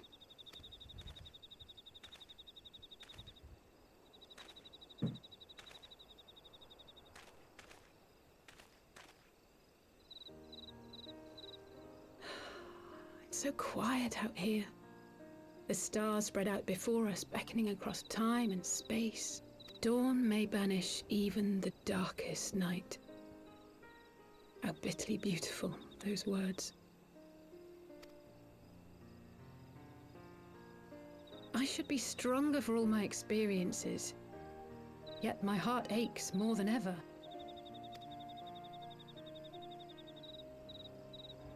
I never understood why Grandfather gave his life that day. I thought that if I came here, I would find the answers I needed. But when I finally laid eyes on the land he sacrificed everything to save, saw firsthand the bickering, the pettiness, I was disappointed. I was angry. I could not fathom how these people were more deserving of his love than his family, than me. But when Grandfather revealed the whole truth of the calamity to us, I finally understood. My travels have been enlightening, but I cannot say that I have enjoyed them. I have lost count of the many petty crises that I was helpless to resolve, and of the people whose actions I could not understand. There were others, of course. Good people. People with whom I felt a kinship, whose lives I could not save. I found myself asking what it was all for. Why try if I was doomed to fail in the end? But then I recalled Grandfather's words to my father, years ago, before he left Charlayan behind forever. To ignore the plight of those one might conceivably save is not wisdom, it is indolence.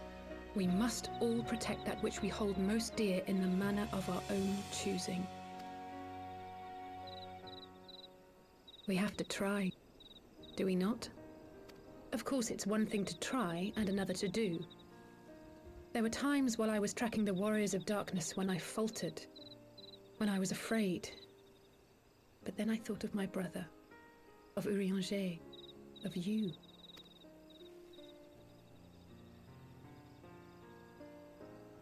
Oh, pray forgive me.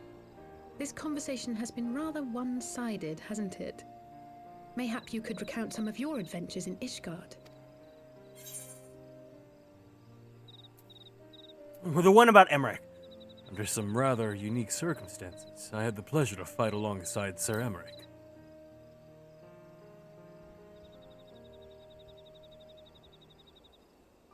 He is quite a man, the Lord Commander. I shall have to thank him for his kindness.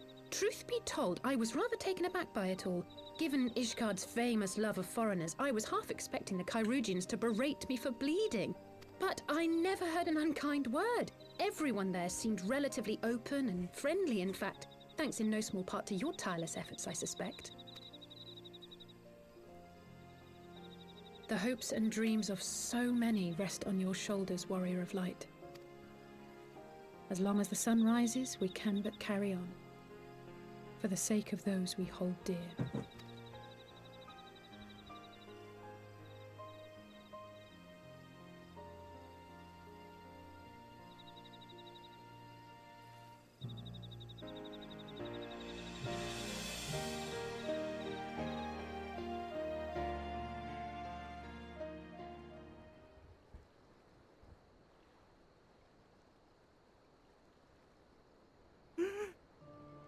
Mr. Yummy?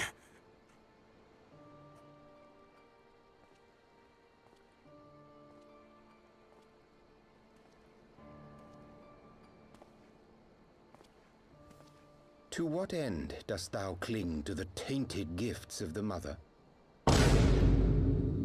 Every tool has its purpose. Even this.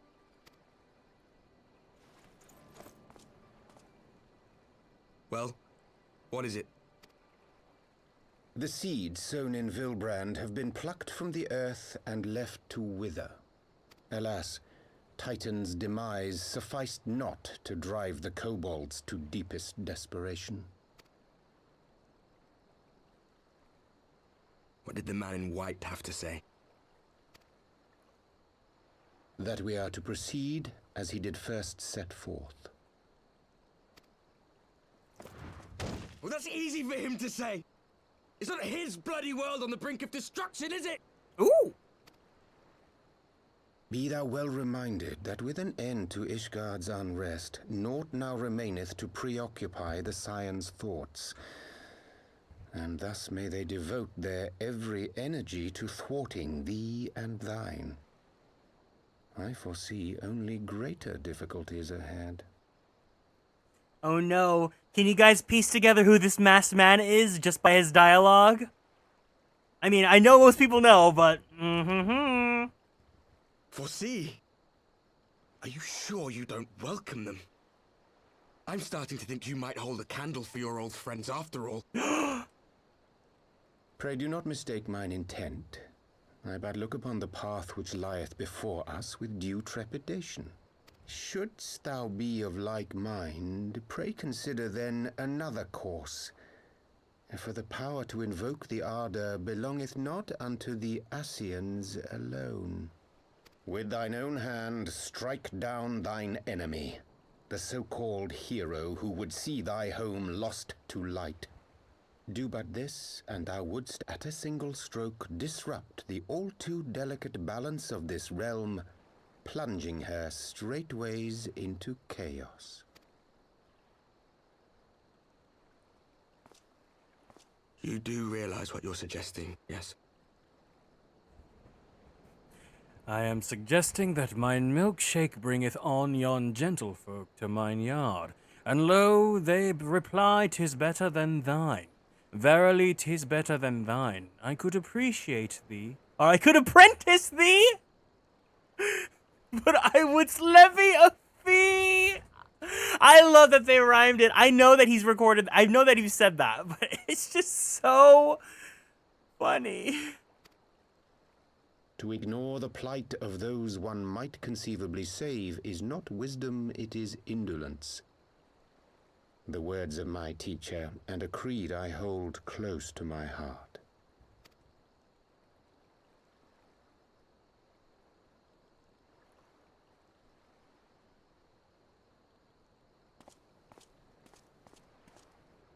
Very well. Draw him out. We'll make it quick. It shall be done.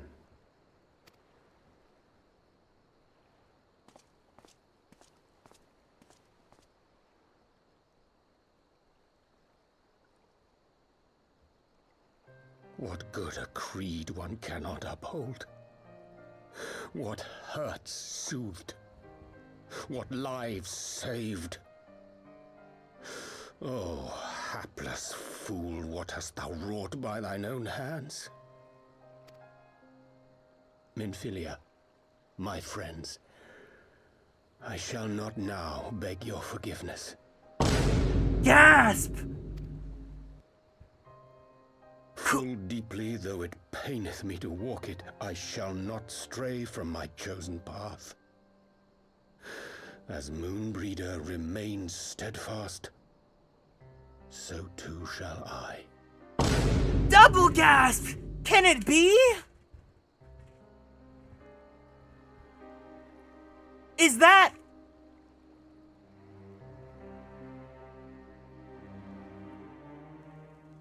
Estinian? Just kidding. I thought it was so smart that we've never seen Urianger's face until now. How gaggy is it that we learn what his face looks like after he becomes an antagonist? What ho, Garrick. I trust that you had a good night's rest. Legless Laurentius? I was but this moment speaking with Bankred and Yastola via Link Pearl. They have some interesting news to share. Apparently, during the course of their respective investigations, both came across crates which had once borne Ishgardian seals. It would seem that someone in the capital has been very busy indeed. Accordingly, the Temple Knights have launched a full-scale investigation. Sir Emmerich believes that it is only a matter of time before the culprits are found, but we shall have to wait and see. In the meantime, it seems only prudent to look into the recent activities of the other tribes, in case they are too flush with Ishgardian crystals. With that in mind, I suggest we pay Urianger another... Wait, where is Alize? She was here but a moment ago. With Gabu.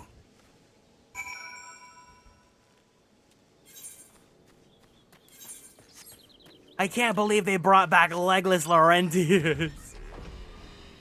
The fact that we all still remember his name says a lot about how he was not intended to be a mainstay, but when you give someone a fun name like that, they will be remembered.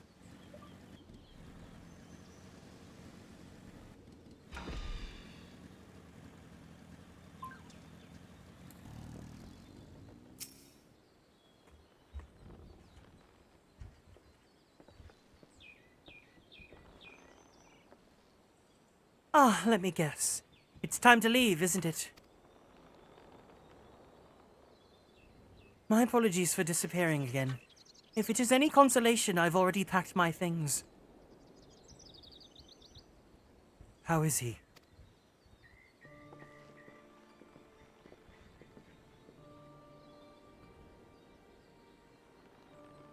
Brother, Commander Bluiden, something tells me you're not solely here out of concern for his welfare.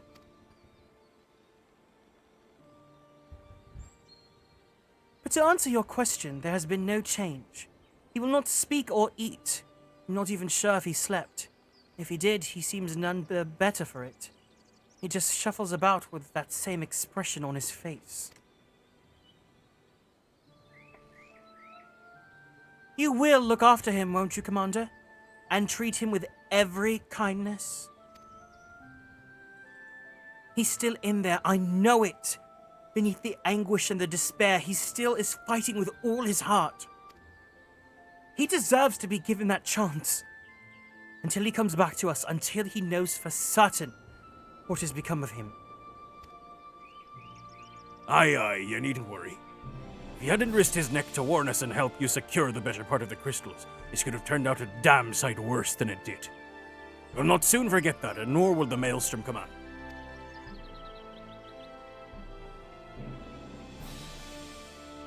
I'm so sorry, Gabu. You should have never been made to. And I know I cannot possibly understand. There is nothing I can do or say. The pain, the anger, the helplessness. Hold fast to the memories of better times. Remember them as they were. When it hurts so much that your heart feels fit to burst, let it burst. Let it burst and fill up again with your love for them. And never, ever forget. Come along, little.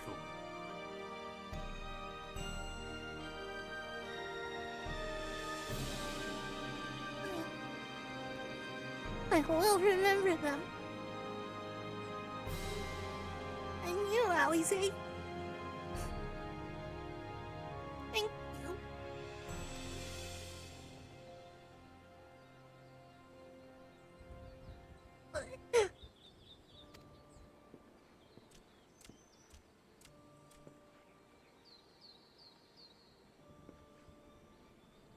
Have faith, Shishta. Your words have reached him. In time, he will recover.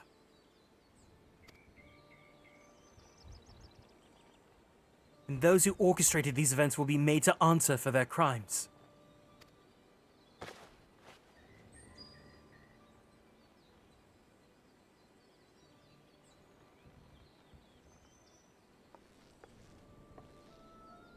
A 1,000 times over, there will be a reckoning.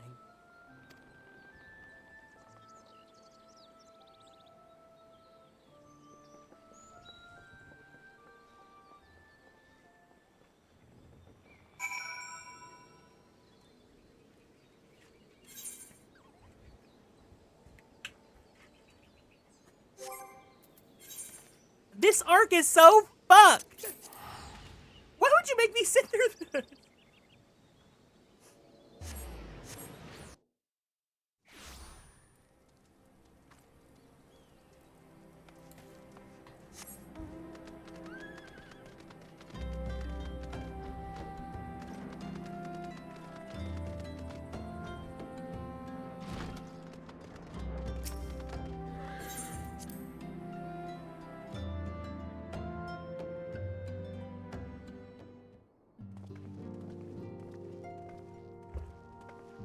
We have heard the glad tidings from Ogamoro, my friends. By the grace of the 12 and your most valiant efforts, the people of Limsa Lominsa may rest easy. I should like to think so, yes. Though we failed to prevent the Lord of Crags from manifesting, we did succeed in weakening him, enabling our friend to dispatch him before the Warriors of Darkness could make matters worse. It was by no means an unmitigated success, but it will have to suffice. Then let us speak of another matter, one which weigheth heavy on my lady's mind. As thou didst request, I sought out the Garoon oracles, that we might better understand the aims of the Warriors of Darkness. Though the copious use of allegory defieth any single interpretation, the oracles paint a most disturbing picture, one of worlds parallel to our own, apart yet linked, reduced to ruin with every umbral calamity. 7 times they have succeeded. Then of 10 and 3, only 6 worlds remain. Aye, all is as my lady Menphilia spake unto thee. As for what becometh of these reflections when they and the source are rejoined? Frail flesh undone in umbral fires, each soul surrendereth to her core, to flow unto the endless sea, there to endure as one and none. Then if the Warriors of Darkness succeed, everyone in their world will die? In essence, aye. The verse speaketh of the renunciation of the flesh and subsequent return to the life stream. However, this fate may yet be preferable to the alternative, for if the first were to fall to transcended light in the manner the Warriors of Darkness described, it would give way to a void wherein none may know either life or death. Far better to die, they reasoned, for in death there is life. The essence of a soul which returneth unto the source may be born anew, saved. Such at least is their belief, I surmise. If that is true, then... Gods! No one should ever have to make such a choice. Ere we speak further on this subject, I would share with thee another recent discovery. It would seem that sizable shipments of crystals have been delivered into the hands of certain Alamegan parties. Alamegans? Strange. And you believe this to be the work of the same Ishgardian smugglers who supplied the beast tribes? I know beyond a shadow of a doubt. Unless thou wonder at their motive, I would remind you that the Ascians did once attempt to bring about the summoning of Rolga. The individuals who took receipt of these shipments are refugees belonging to a group devoted to the cause of Alamegan liberation. May also interest thee to know that their Ishgardian suppliers appear to be none other than the remnants of Eileen Royale's network of spies. Surely you jest, and yet it is not so surprising. Bereft of leadership and hunted by the Alliance, I can well imagine such villains being desperate enough to conspire with the Ascians. Assuming they even know or care who their new employers are.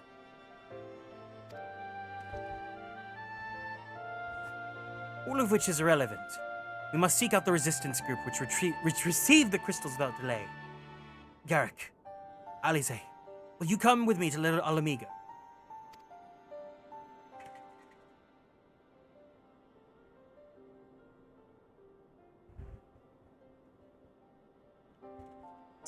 Yes, of course. I should like to hear what they have to say for themselves firsthand. May you ever walk in the light of the crystal.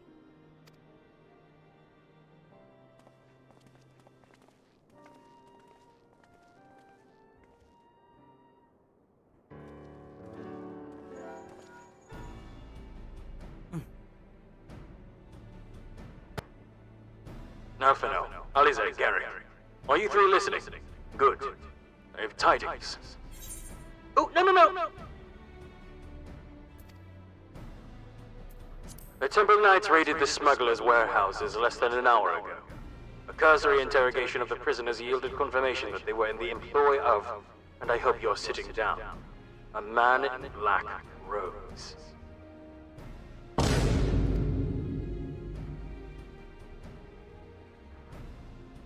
Then you have them. And the crystals too. What few remained, aye. Regrettably, it would seem they dispatched one final shipment in the hours before we struck. It was bound for Little Alamigo, we are told, but it will be received by members of a local resistance group. Since Sir Amaric's men no longer have need of my services, I have a mind to head that way. As do we. By happy coincidence. We learned of the shipments but a few moments ago. Ha! There I was thinking I might finally be one step ahead of the Warrior of Light and his little helpers. Ah, but wait a moment, there's more. I would defy you not to be surprised by this revelation. The leader of the Ishgardian smugglers was formerly in the employ of one Eileen Roy, the infamous Ivy herself.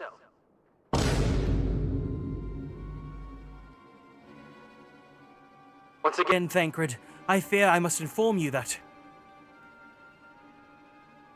Thancred, with whom else have you shared this information?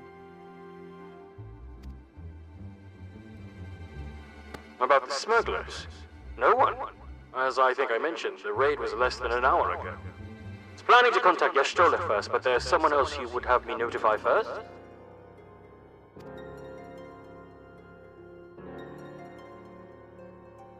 No. There isn't.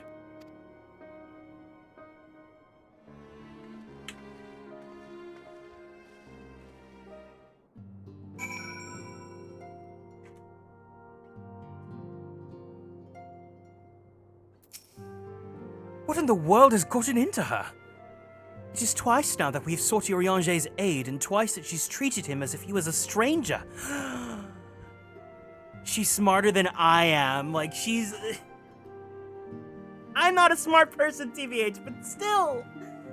The Archon was one of her grandfather's most dedicated pupils, and spent as much time at the Leveilleur estate as we did. He's practically a member of the family. Truth be told, I struggle to recall a day from my childhood when I did not see the three of them laughing together. If this continues, I may have to raise the matter. Later, though. Little amigo waits.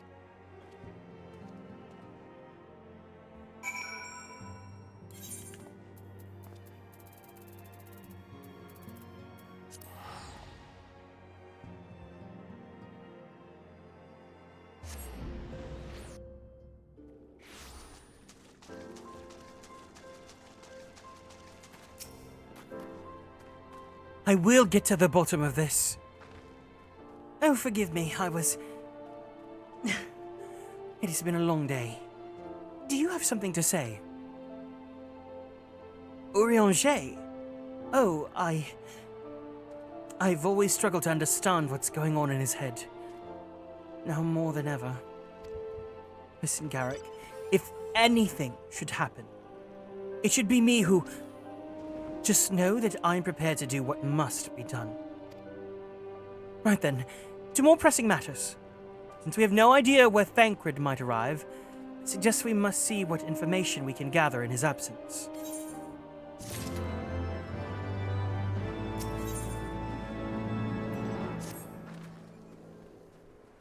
So to review, we are reliably informed that members of the Alamegan resistance operating here have taken receipt of several large shipments of crystals, our task being to ascertain who and why. Given the size of the settlement, I find it hard to believe that anyone here could be wholly unaware of the resistance's movements. The challenge, of course, will be finding individuals who are both able and willing to share such information with outsiders. It would seem sensible to divide our forces. Garrick, why don't you question the residents in the eastern half of town? Alize and I will do the same in the west, and afterwards we can rendezvous here to share our findings.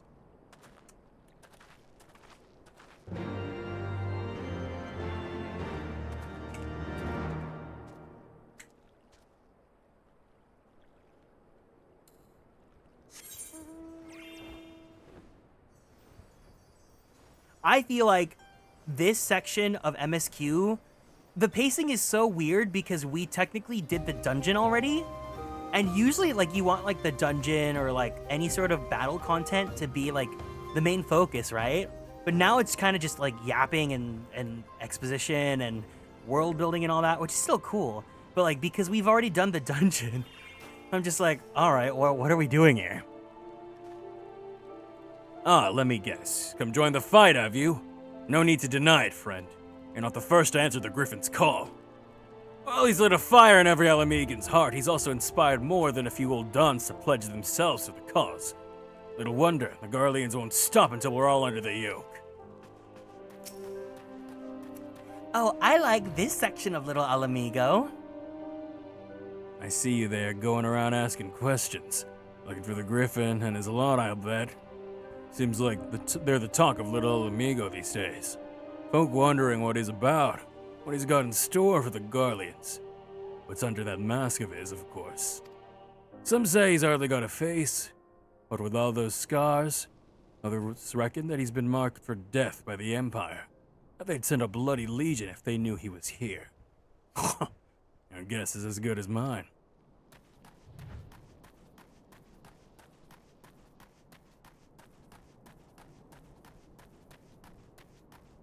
Hello? Where's the third Mr. Yummy? Where's the third Mr. Yummy?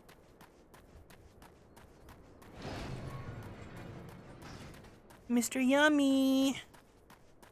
Where are you? Don't hide from me.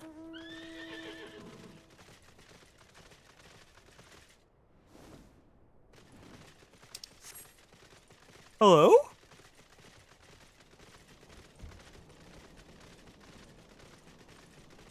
Is there an upper level? Oh, yeah, there probably is.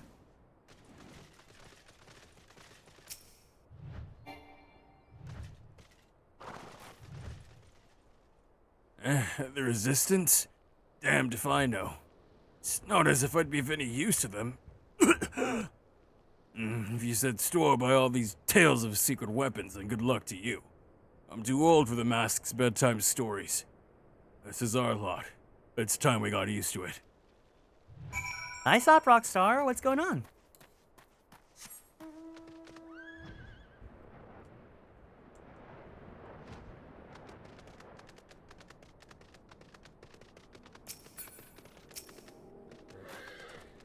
I suppose I should ask what you learned, but I think I already know.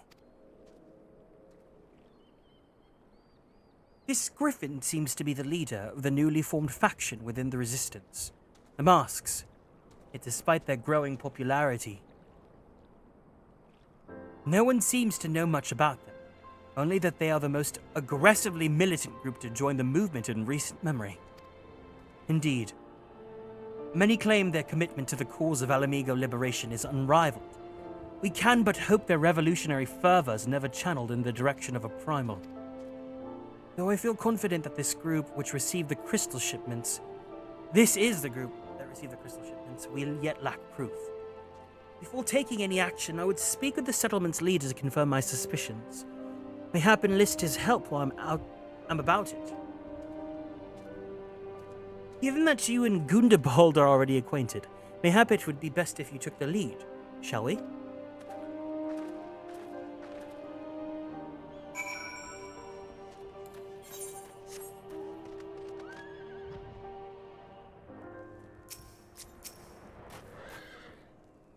Much as it pleases me to see you again, Garrick, I cannot help but wonder if I should be worried.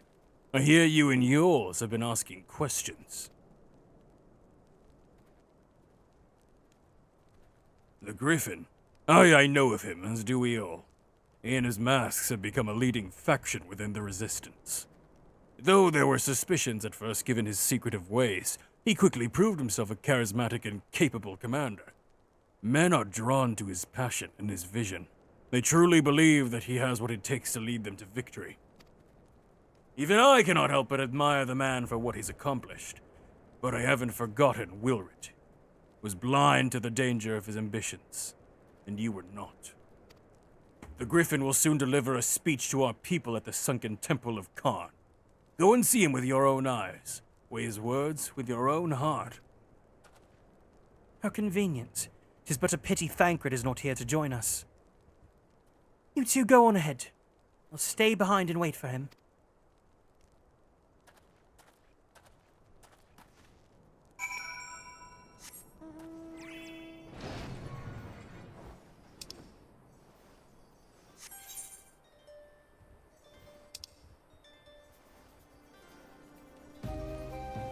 I was like, finally, some music!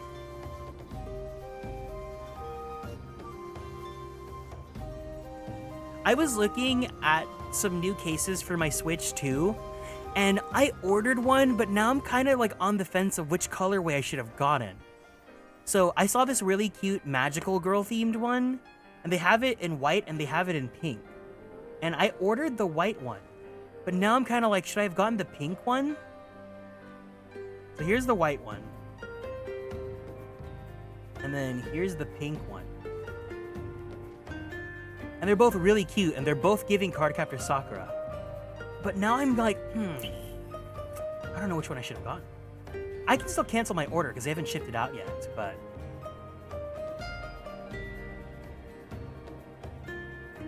I still like the white one, but the pink one's really giving Cardcaptor Sakura. I'll have to think about it. I might consult some friends. You like the white one? Okay. You're validating my purchase. If anyone else has thoughts, let me know. Before it's too late to cancel my order. Has it begun already? I hear words coming from within.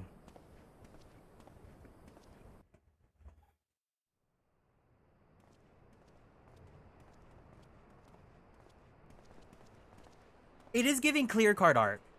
That's what I was thinking too.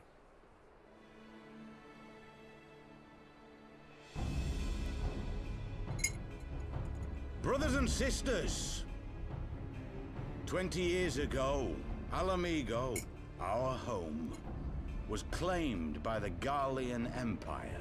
In our haste to overthrow the King of Ruin, we turned a blind eye to our foes in the north. With our glorious revolution, we but laid a path for a new tyrant to succeed the old. And when confronted with our failure, we fled. Not a day goes by that I do not think of those we left behind. Think of them and feel ashamed. And I know each and every one of you feels the same.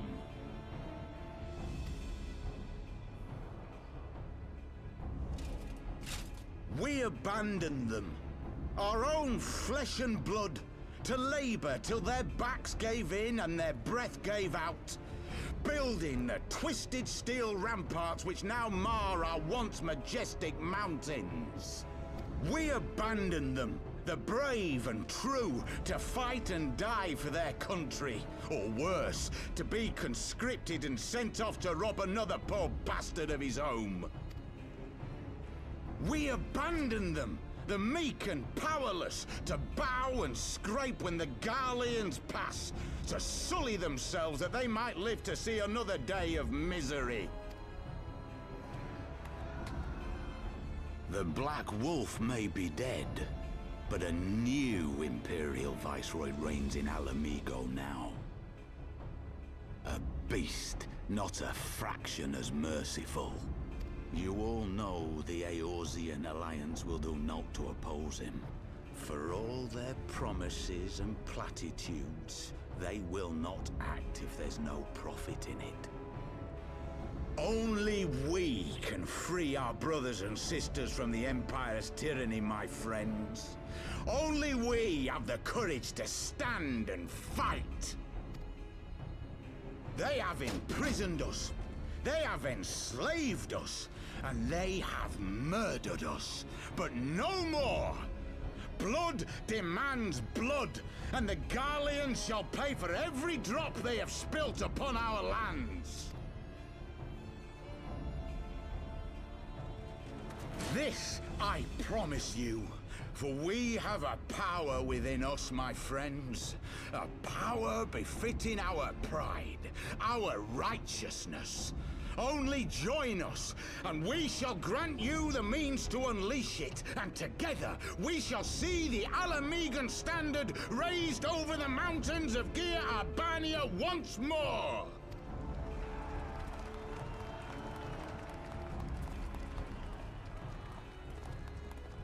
A power befitting their pride. Not at all ominous, that. Wait, is that...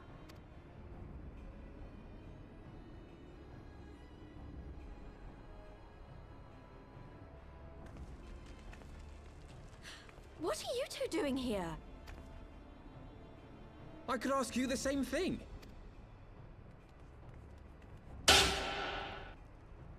Well, well, this is quite the surprise. If you see what I see, if you feel as I feel... Might I suggest we continue this conversation in more agreeable surroundings? We finally found them!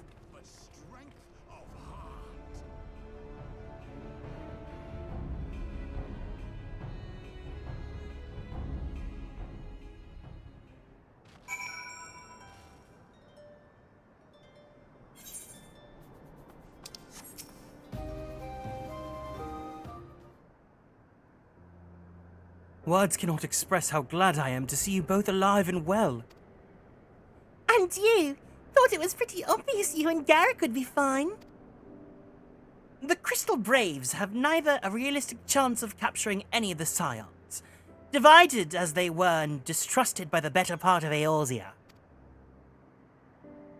But if you truly believe that, forgive me, what exactly have you two been doing all this time?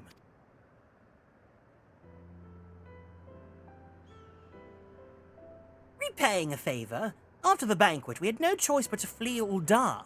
We would not have been able to do so without the aid of some old friends from the Resistance. That's right. They smuggled us out of the city and sheltered us in Little Amigo, all at a great risk for themselves. Obviously, we couldn't let that go unacknowledged, so we offered to help them out with their operations for a while. When we learned of the Scion's exoneration, that Lolorito had severed all ties with the Crystal Braves, and that General Raubon had been reinstated, we resolved to make contact. But having long since discarded our link pearls as a precautionary measure, our options were rather limited.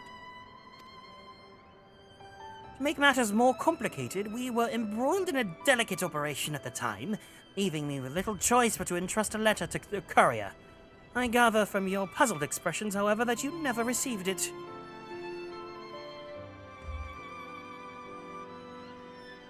It's crazy that Y'shtola and Thancred had these big dramatic comebacks, and then these two were just like, oh hey, I know! They had zero contributions to the entirety of Heavensward, because technically this is pre-Stormblood now. To be honest, we thought this might happen. But the masks are happy to let the refugees spread the word within the community. They're pretty strict on about communicating with outsiders. Oh, and we also had a rumor that the Griffin doesn't want us meddling in his affairs. The Griffin mistrusts the Scions of the Seventh Dawn. Curious. It is well known that we are no friends to Garlemald.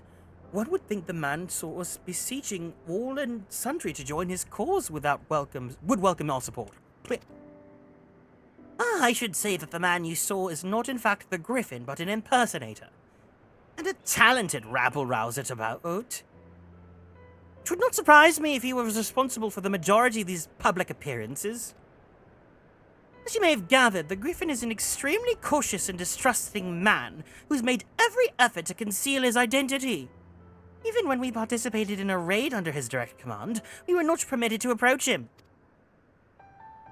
It's hard to know what to make of it all. The secrecy, the impersonators, the masks. What? It's not as if I'm making you all wear one. And mine only covers half my face. It's completely different. Anyway, when we heard the Griffin was due to give a speech, we thought it might be a good opportunity to get a better sense of the man behind the, to get a better sense of the man. For all the good it did. And now you've heard the whole of it, but tell me, what prompted you to take an interest in the Griffin?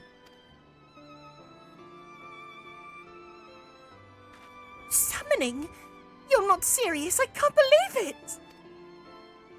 The Resistance would never, ever even entertain such a ridiculous plan. But the Griffin? Well, the man is an enigma. I cannot say with any confidence what he would or would not do. What I can say, however, is that the speech we heard today was not the first to make reference to a power capable of defeating the Empire. The masks have made many such claims of late. I confess I had assumed it to be mere bluster, but in the context of the shipments of which you spoke, it's not impossible that they are alluding to a primal. Whatever it is, we'll find out together, and if anyone tries to stop us, they'll answer to me. Indeed, that is, assuming you'll have us.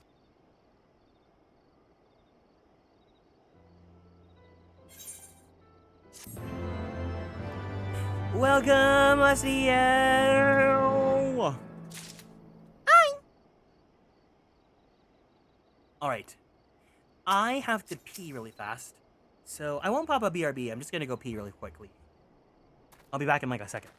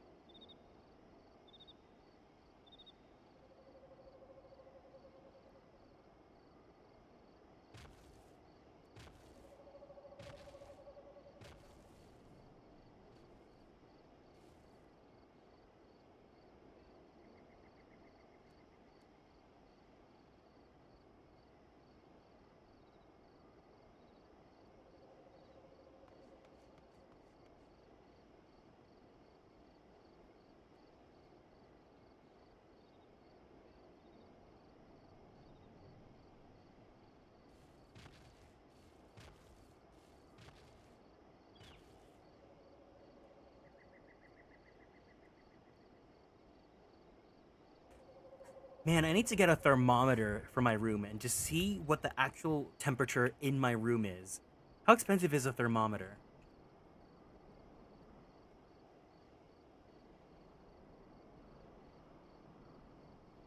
Could be worse. Anyways. I'm still looking at different Switch 2 cases. There's some other really cute ones that I saw as well. If, as you suspect, the Griffin is indeed plotting to summon a primal, we must needs obtain confirmation while there is yet time to act. To that end, I propose we question his double. Given his role as the group's de facto mouthpiece, I should not be surprised if he were one of the Griffin's closest associates. While he may not be aware of the most sensitive details, he could probably tell us the mask's plans in broad strokes. Like the man who he impersonates, however, he is wary of outsiders. He will not expose himself without a suitable incentive. My plan is as follows. You and Alphino will pose as adventurers fallen on hard times, inspired by his words to take up arms for a noble cause. Ida and I, as members of the Resistance, will recount tales of your past achievements and testify as to your usefulness in the struggles ahead. With our enthusiastic assurances still ringing in his ears, he will decide to welcome you in person and we will arrange a meeting. You'll need to take the part that we might maintain the charade, until we have him cornered at least. Here, it should be enough to purchase suitable garments from Talabot, to have him rub a respectable amount of dirt on them for good measure. Any questions?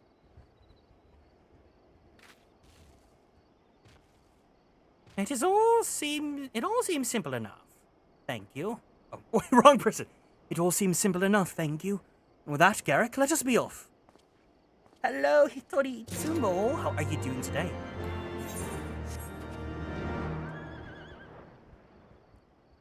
Damn, poor Ida, but especially poor Papalymo. They both got shafted so nasty.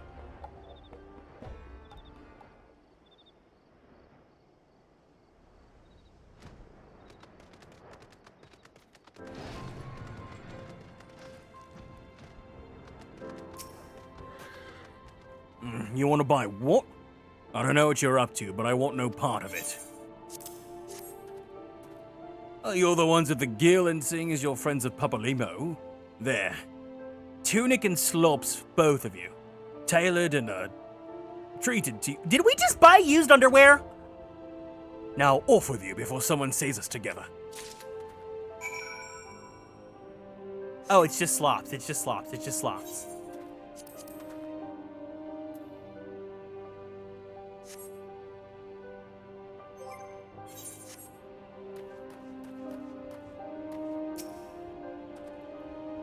Clothes maketh the man, as they say. Right then, I will go and change, and see you at the spot Papalymo marked on your maps.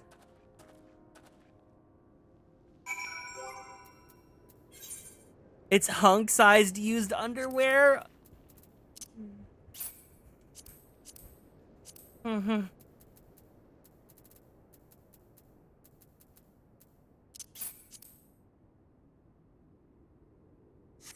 Oh! I had slops ready. Yeah, no, I was not gonna go. You will not caught me dead in those slops. Alphino, though, you can catch him in any sort of flop outfit.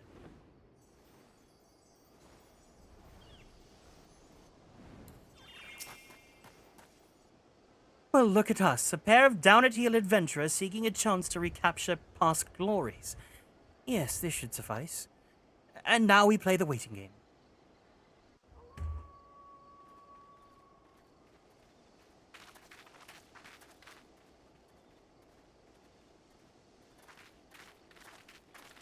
This is post-Heavensward Alphino? My thanks, comrades.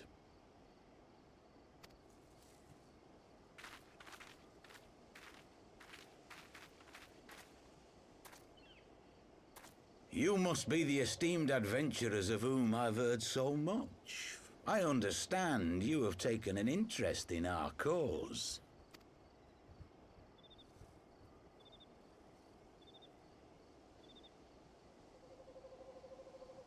A great interest, you might say.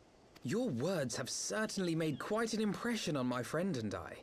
The Resistance has long, and some would say wisely, avoided open engagements with the Garleans, but you and yours seem confident against the world in arms.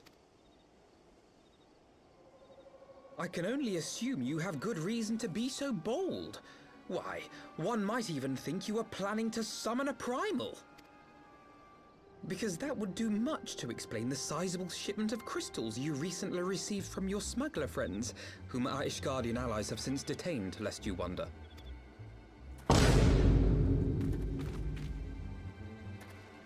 I'd like to hear more about the Griffin. The real Griffin. Your performance earlier didn't fool us. Ah, the famous scions of the Seventh Dawn.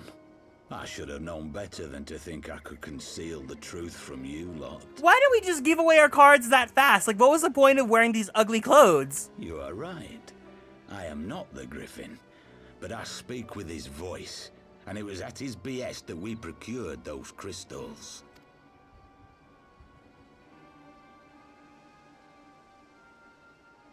He could not keep the act up for 5 seconds. Wrong, It's crazy. However, if you think that we procured them to summon a primal, we used them to reach an accord with the Amalja. In exchange for crystals to summon their god, they will aid us in the fight for Alamegan liberation. You idiot! You think you're supplying them the ability to eliminate you, you idiot, you dumb... You've got to be joking. Have you gone completely mad? When people find out you helped the Lizardmen summon Ifrit, they'll turn on the Resistance. Alamigo will never be free.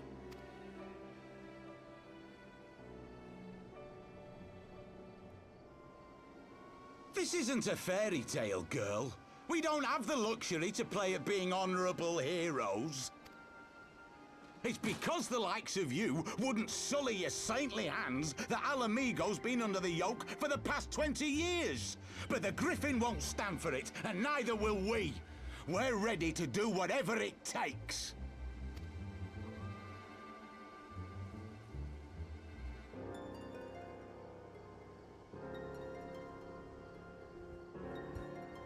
What proof do you have of this arrangement with the Amalja? What? Aside from a lack of crystals? None. But the beastmen have a great big pile of the things if you fancy looking. You might want to hurry, though. It'll not be long before they summon their god. Search our camp if you don't believe me. We have naught to hide.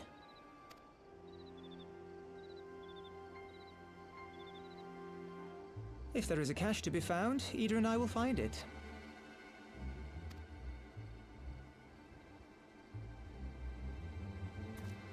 Then let us be off.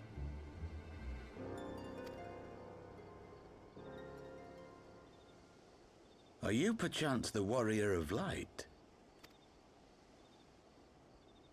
What's it to you? Aye. I thought so. You should know that a great many who have joined us did so because you saved them. Because you showed them that one brave man can make a difference. You saved me too once. Helped a friend over in Quarry Mill make some medicine I needed. But that was a lifetime ago. In the first part of Realm Reborn! On behalf of my brothers and sisters, I thank you. You gave us hope where there was none. Courage and strength when all was lost. We shall not squander your gift.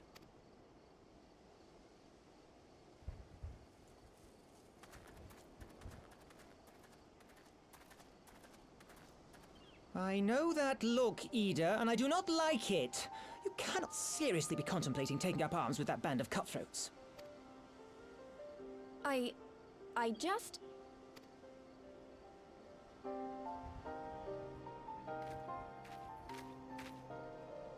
If the Griffin and his men have their way, it is only a matter of time before the situation in Alamigo comes to a head.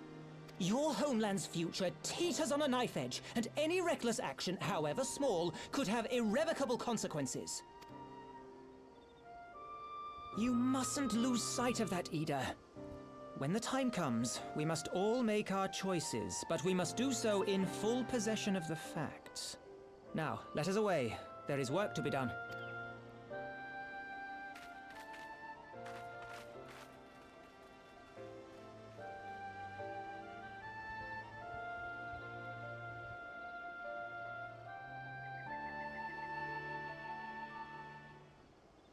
It is crazy how much everything just connects to each other consistently. Corymil, he said, do you remember? The 21st night of September. Forgive me, you cannot be expected to recall every name and face. Besides, it's not as if it matters. I have long admired how you live in the present. How could you focus on the problems at hand and always keep moving forward? So let us keep moving forward together, Garrick. We must find and secure those crystals. There's no time for looking back.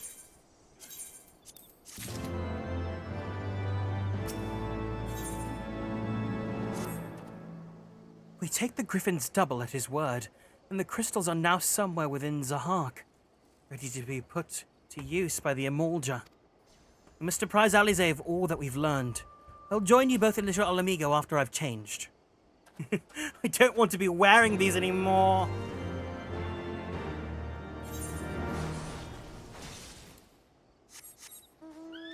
What's going to stop those two from going? The signs are... I know, right?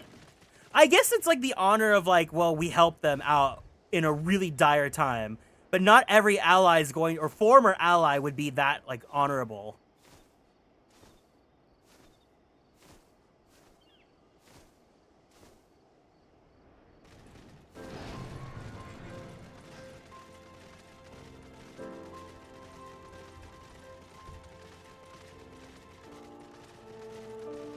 I really like hearing the accents, though, because it sounds like Basilio's accent.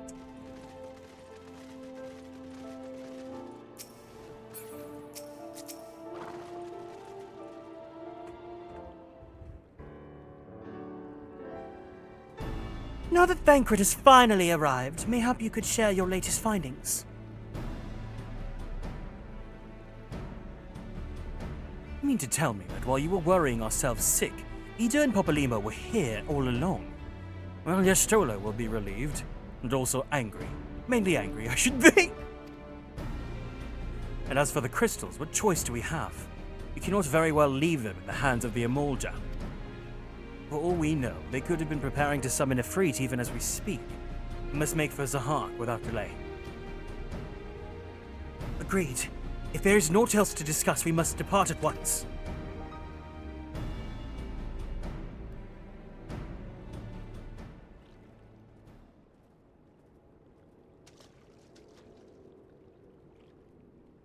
And so they go forth, in accordance with the Griffin's plan.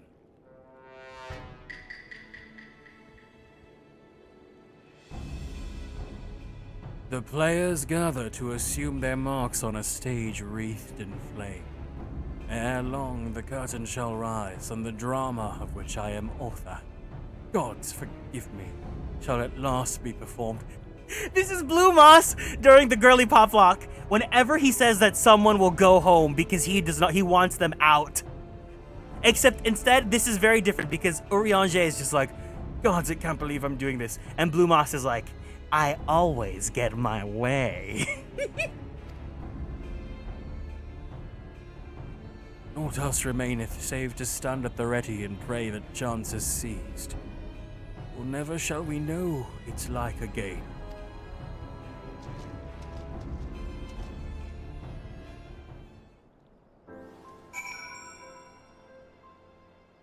I think it was also Gay that brought this up. I am far more ruthless about my GPO actions. Gay said in the Discord today, I just realized that my speech on Oleana and her Garbodor and the Sword and Shield girly pop lock was actually foreshadowing Trashly appearing to us in the next GPL immediately afterwards. We got Kieran GPL foreshadowing before Legenza. I'm so scared to see what we're going to get out of Legenza now. If anything that was said during our girly pop locks amounts to something actually happening in a game that we play like a year later, I'd be gagged.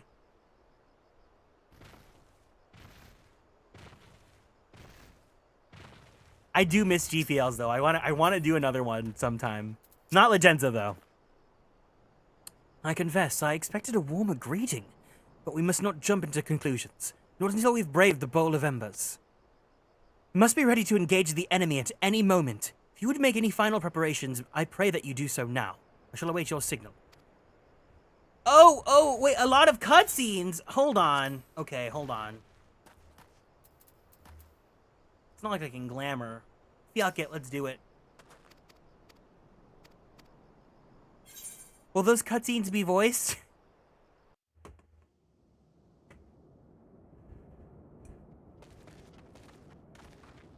This isn't right. Perfect. The Emulger would never leave this place so poorly guarded.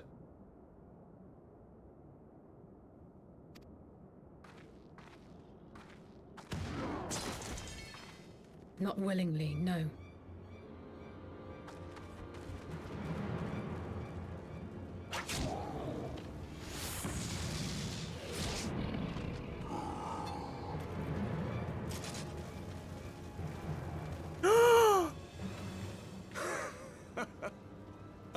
The saviors of Eorzea.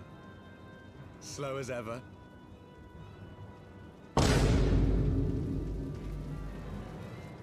By the 12, will you never learn? You know, you're right. Mayhap it is time for a change of tack. Killing primals, tormenting beastmen, hastening the birth of a new god. It's all a bit much, isn't it? And frankly, we don't have the leisure to do it. God, he's so yummy! Killing the warrior of light, on the other hand. That would soon plunge Eorzea into chaos.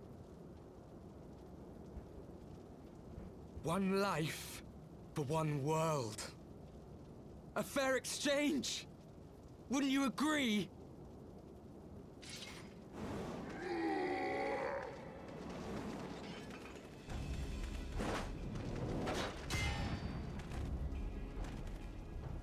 Lest you forget, you've more than one opponent.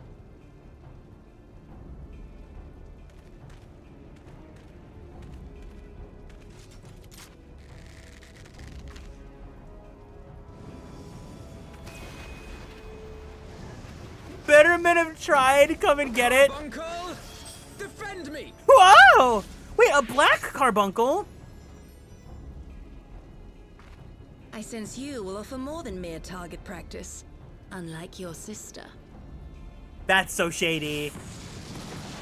Oh, you pissed her off. Alize!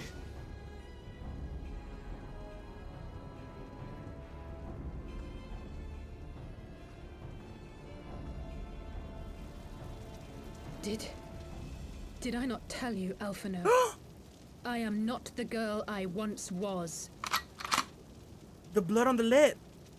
My brother was always the clever one, while my talents lay elsewhere. Okay.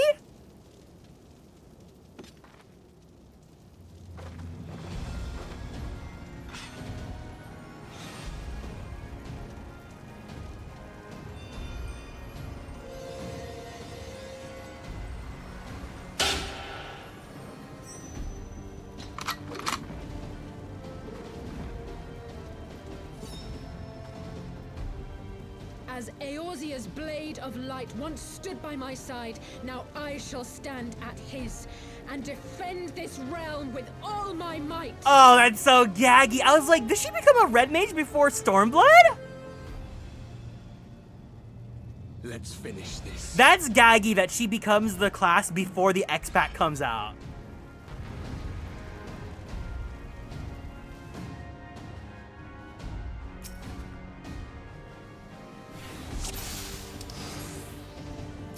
Oh, but she's holding it like a gladiator. Okay.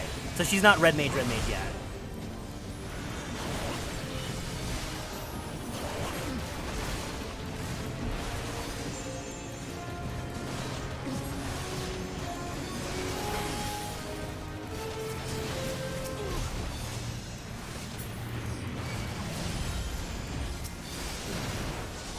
You shall fall soon enough.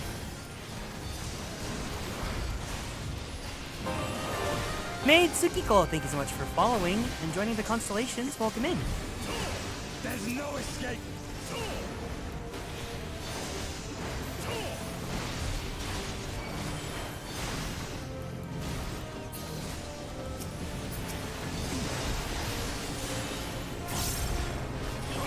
she created red mages? Yes, because red mage came out in Stormblood. So technically, Alize became a red mage before red mages like.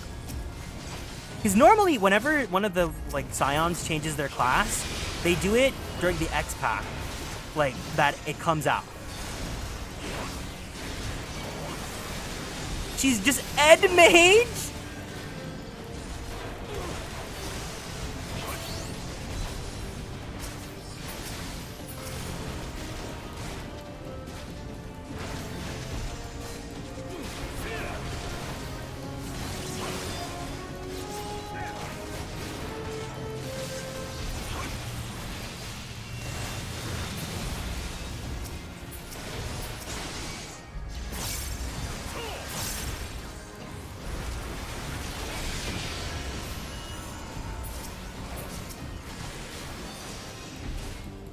Again they rise! Have these warriors of darkness no limit? Ooh. What if I want to play a love game? Ooh, let's play a love game, play a love game. Do you want love or you want fame? God damn it, I can't break free!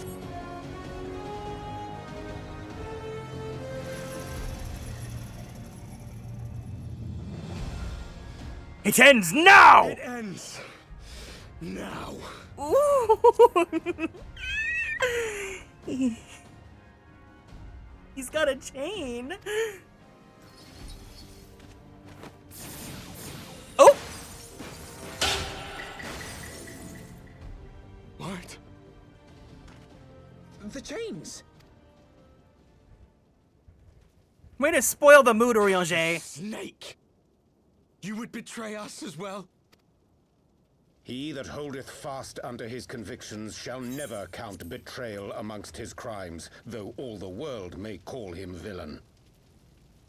My path is unchanged, my creed sacrosanct. This I believe with all my heart. But say, warrior of darkness, and speak true, what dost thou believe?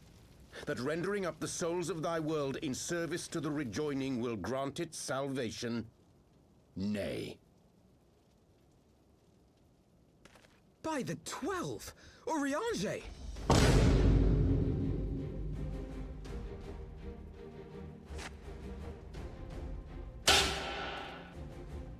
Mine apologies, Master Alphino.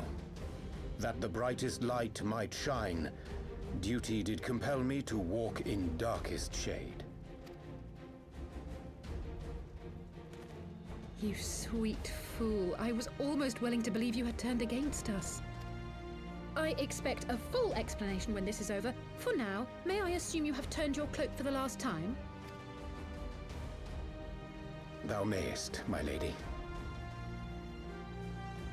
He's the theater gay. That's true theater gay fashion. Look at this. Look at this. What?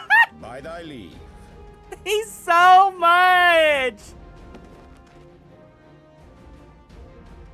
Even odds then. No matter. We'll crush the lot of you in one fell swoop. He did not have to do that. He really did not have to do that.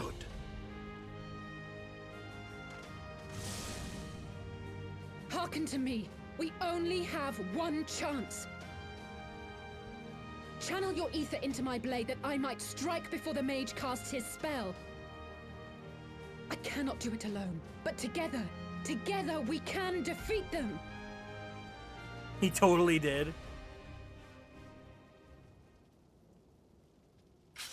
It's so funny that the three Elizins were they all started off as scholars or arcanists. Make ready, they come. When does Urianger get his job change though? It doesn't happen in Heavensward, right? Is it Stormblood?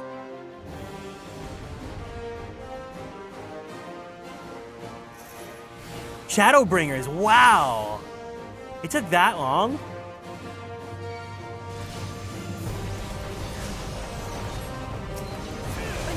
That's crazy! So I guess it's not I don't know if it's a spoiler or not, but Urianger changes jobs to Astrologian, but Astrologian comes out in Heavensward, so it's like you'd feel like it would have happened sooner.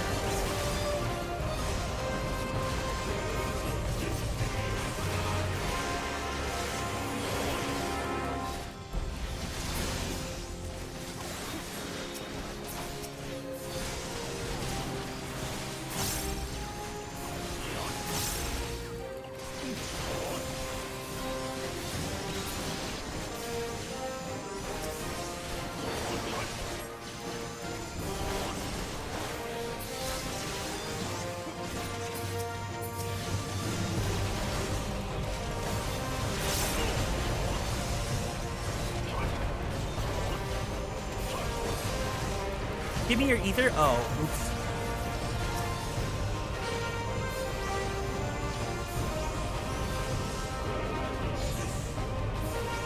The ether. It's not enough.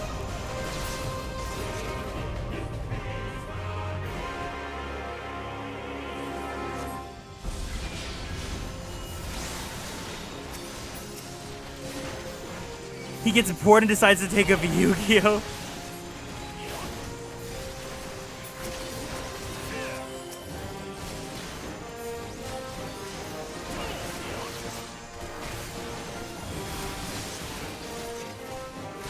No more of that, Lamit.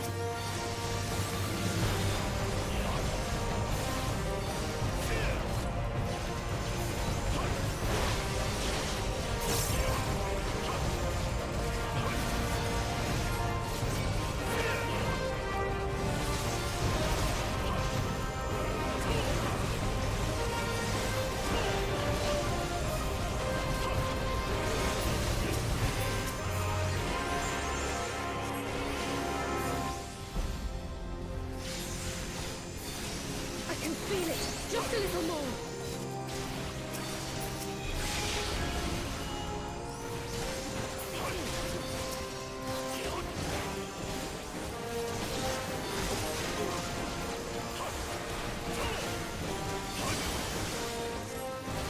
Hold on, let me kill the white mage first.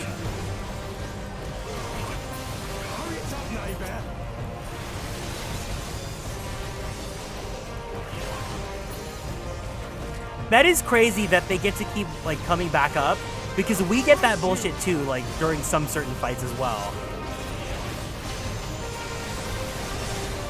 Oh my god, so much is going on. So much is going on. I can hear it all in my headphones.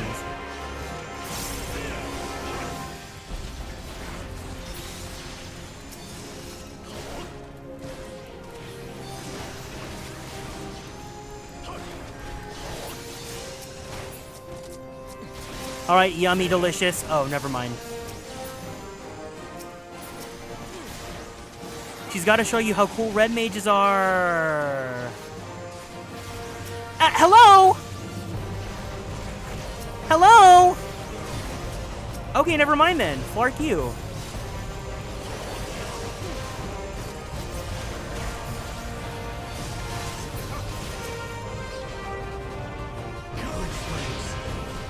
Oh my god.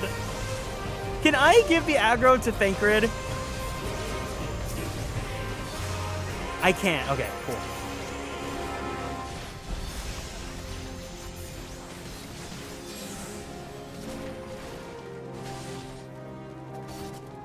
Yeah, no, Urianger's Seiyu is Ken, who I believe voices Jaden. No. Not like this. I think it's Jaden. Yeah, it's Jaden.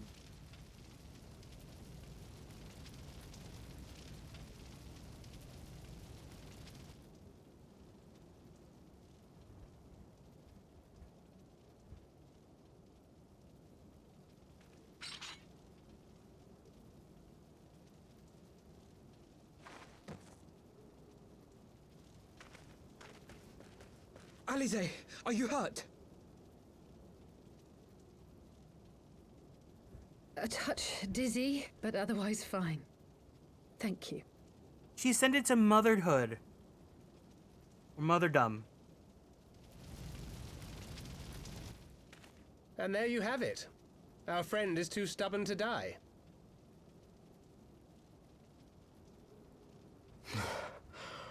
We are far from finished. Okay. Is that a promise? Or have you never considered how we came to this world?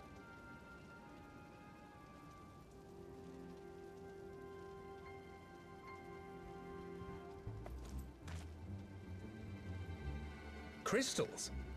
You mean, like the Ascians? Fugummi? Just so. As the Ascians flee unto the rift twixt planes with crystals of darkness, so did these warriors come hither with crystals of light.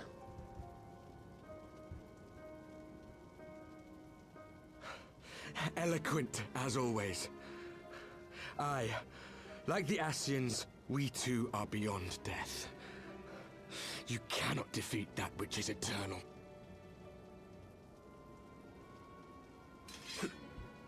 Wait!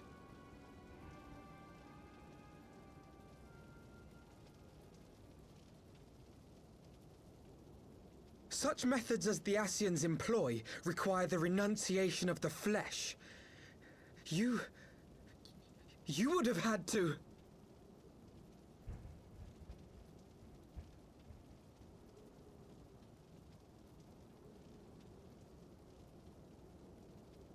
At long last, you see. To save our world, we gave our lives.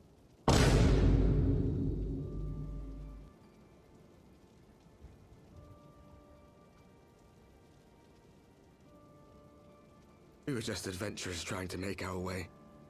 An odd job here, a favor there. We never aspired to be warriors of light.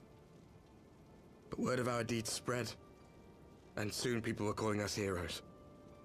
They placed their hopes and dreams on our shoulders, and bid us fight for all that was good and right.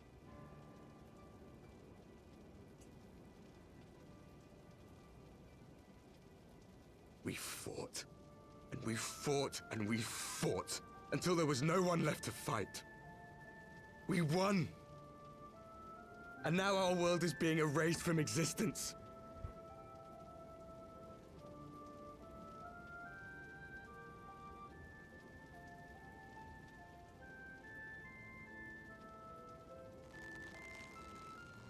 We did everything right. Everything that was asked of us, and still it came to this. You of all people should understand. We will not falter. We brought our world to the brink of destruction, and now we must save it.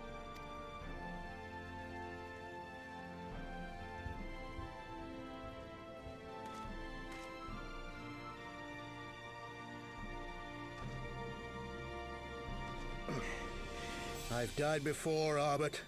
I'm not afraid to die again.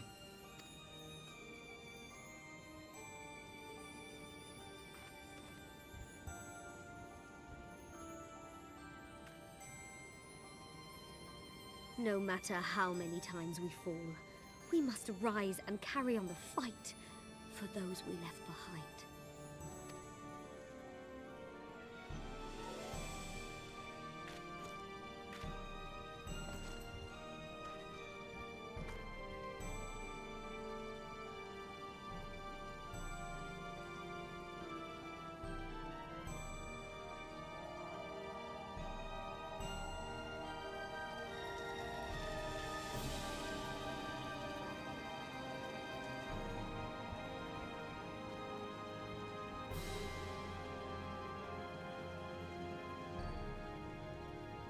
To have known the depth of sorrow and embrace the highest sacrifice. Nonetheless, Master Louis-Sois, guide my hand, I pray you, as fate's thread spinneth upon this most capricious spindle. I just want to point out,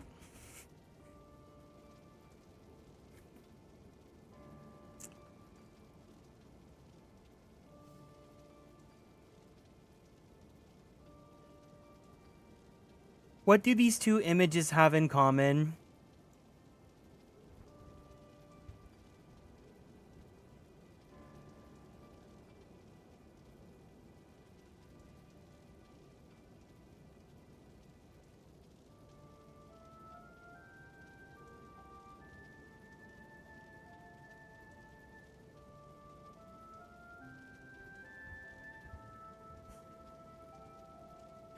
I swear to God, Kieran. What? I'm just he has what? Quickly, thou must needs invoke the power of thy crystal.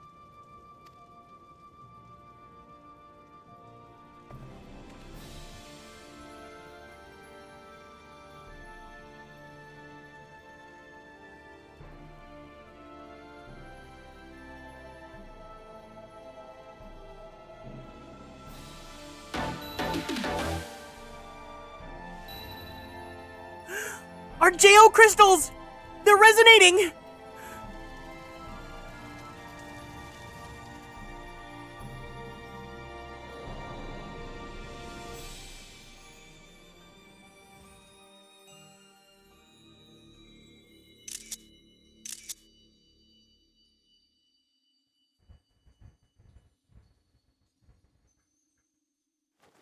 What is this place? You're in a circle! No! Such pain. Such sorrow. Oh, my dear children. It can't be. Mother Heidelin, hearken unto your children's plea. From two worlds do we gather, and from two worlds do we offer a bounty of light. In this desperate hour we do beseech your intercession. We beg an audience with the word of the Mother, with your chosen Minfilia.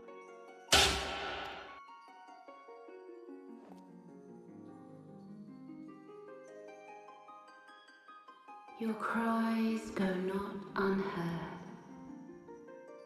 nor your sacrifices unnoticed. Though many are lost, there are those we can yet save, whom I can yet save.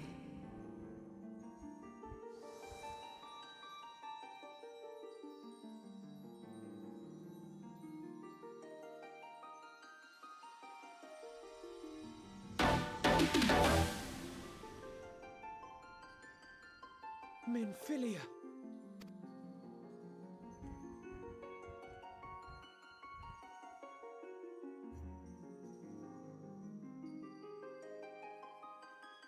Blessed children of the first, the light of your world hath grown blinding in its radiance, but it is not yet absolute. The way she said no words to Alpha No. I will hie me to your world, and there take unto myself the light which riseth even now to drown it, as darkness once did drown another. Now you deign to answer our prayers? I will suffer this farce no longer!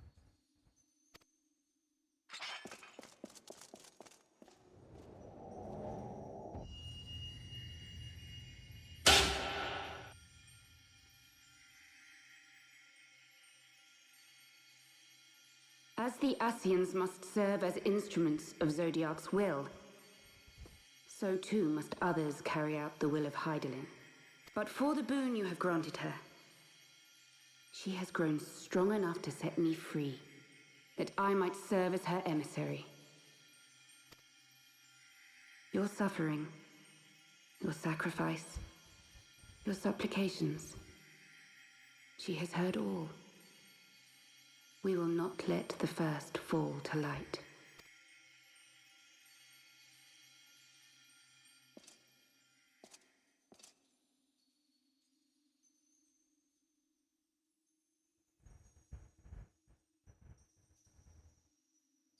Thank you, Urianger, for bringing everyone here. It fills my heart with joy to look upon the faces of my friends once more. In taking you unto her bosom, I knew that Heidelin had bequeathed to you a sliver of her grace, granting you strength long sought. And in treating with the Ascians, I learnt of a star like unto our own, a doomed world of fallen heroes, in whom I glimpsed ourselves, the first. Full long did I search for a means to save this world, concluding at the last that the answer lay in the power of blessed crystals. And thus did I labor to set light against dark. Yet I knew from the beginning that this salvation would not come without sacrifice. For the instrument of the first's deliverance would of necessity be required to journey thither. there to remain. Mayhap forever. You orchestrated all of this, not to save her, but to send her away!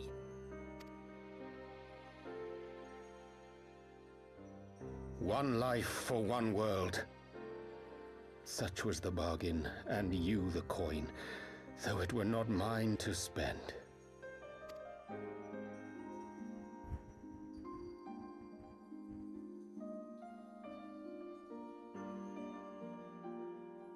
Have we not walked together in the light of the crystal, and at her bidding borne witness to the joys and sorrows of this land? Each and every one of you knows my heart. If this be the price I must pay, I pay it gladly. You would go alone, then? My dearest Thancred, you who have ever watched over me, I am truly grateful for all you have done on my behalf, as would my father be. Your kindness, your compassion, your love. These are your gifts to me, and our gifts to them, forming a bond which transcends time and space. This is so awkward for the Warriors of Darkness, who have no understanding of everyone's relations here, and they're just watching it all happen being like, what the fuck?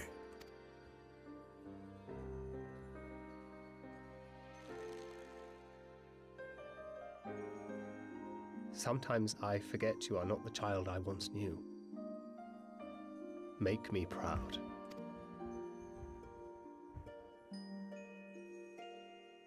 Long have I watched you from Heidelin's side, watched as you nurtured and kept safe the light of the dawn.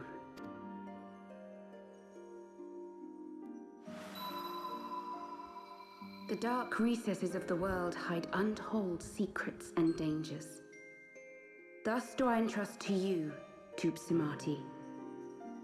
I pray you, keep to the path that you may never have need of it.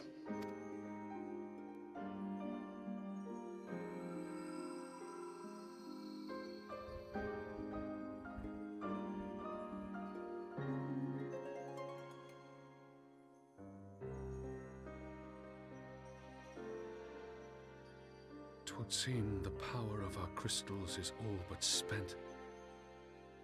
Perhaps, if there is naught else to be done.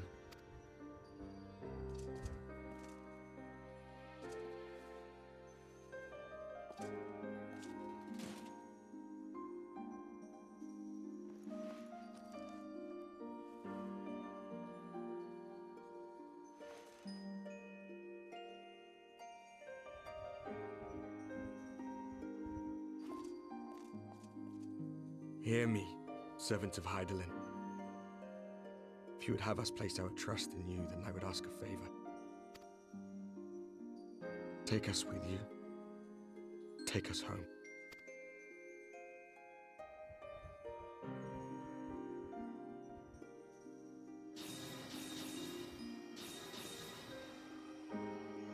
Bye, yummies.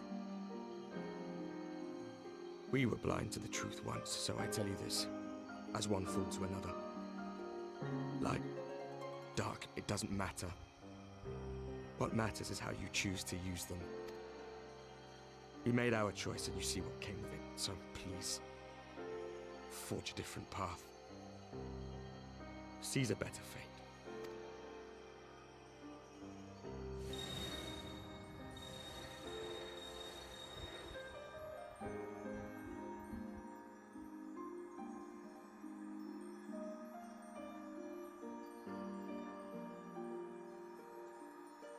It is a strange feeling.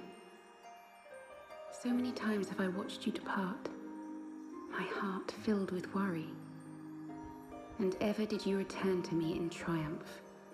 Someday, when I have found a way to free this star from her sorrow, I promise you I shall repay the favor.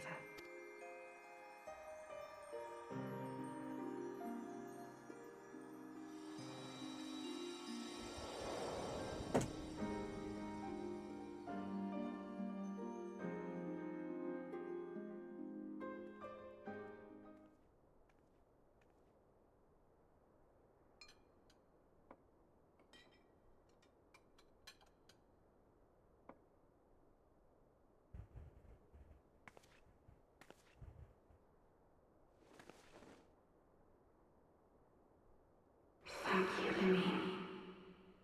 For everything.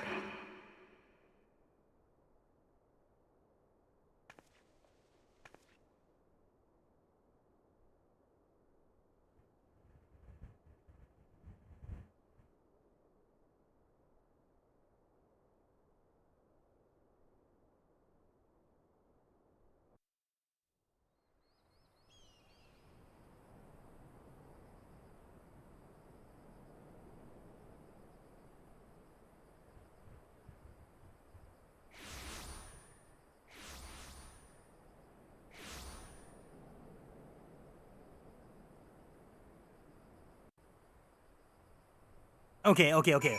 We need to parse things together because streaming this, like my understanding and attention is at like 60 to 75%. So what happened was the Warriors of Darkness came from the first, which is a reflection of our world because we are the base world, and in their world, the light was too strong that it overtook everything and threatened to just erase everyone so that there's no life, there's no death or whatever. So the Warriors of Darkness come to our world to try and merge our worlds so that that it doesn't happen. But then Urianger, realizing that this is going on and that the shards exist, then orchestrates a plan to have us as the light and them as the darkness fight each other. It's a Xemnas deal. There's the 13 lights and the 13 darknesses. Am I understanding that correctly? And then it also, it has the 13 the lights and darknesses clash so that Hydaelyn can intervene and summon all of us together because of the crystals, use our joint slay crystals so that he can talk to Minfilia. Is that a precursory understanding as to what happened? Or can someone explain the tale of events better?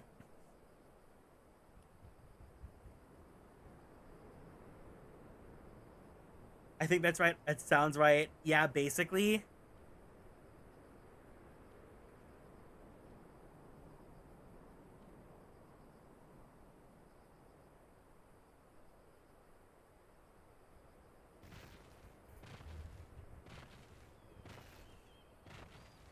I have more thoughts on if that's really Minfilia. Because it feels really weird to me. His skin tone without my glasses looks very carrot-like. Okay, wait. So from Urianger learning about the shards, was that he knew this all along, or was that because we informed him? No, because we did tell him when we met Minfilia, but I guess that doesn't matter. I guess the whole point of this is that he orchestrated everything to make us come together so that our crystals could all resonate and then we could see Minfilia. I'm assuming that's like the gist of why he did what he did. Also, damn, that's one long neck. Damn, girl. If you were a Pokemon trainer, your main would be Girafarig, wouldn't it?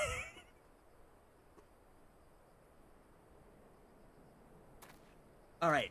Is there any other details about what happened that I should understand or keep in mind, better explain that in the context of this moment? Also to hopefully be able to save the but we essentially, I guess, no. The result that did come out of it was that Minfilia, acting as an emissary for Hydaelyn, is like, yes, we will send you back to your world, and I think she said, I will absorb the light, but it's not a foolproof plan, right? It's only like prolonging, because there still needs to be a balance between light and darkness.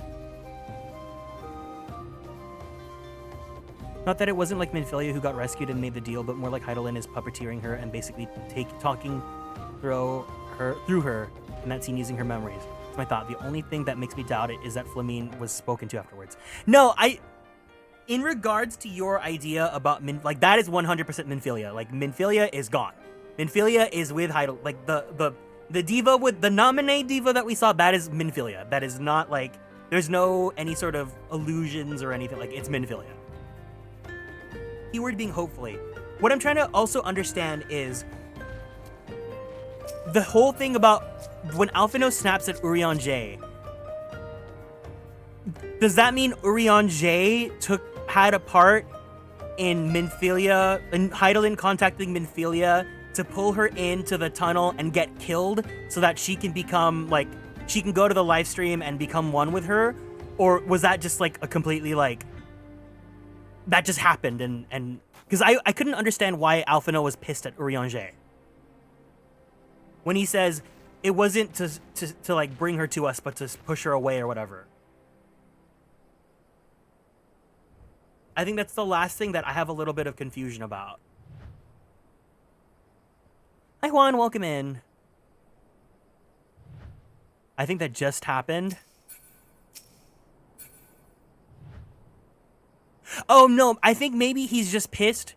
When the Warriors of Darkness began to complain that their plans to cause a rejoining and save their homeworld, Urianger suggested killing the Warrior of Light, which would cause the source to surely become unbalanced. He then arranged for the groups to meet at the Bowl of Embers, where they clashed, with the Scions unable to truly put down the Warriors of Darkness. At a critical moment before Ardbert was able to finish off the Scions and the Warrior of Light, Urianger intervened. Are you pulling this from a Reddit thread or something?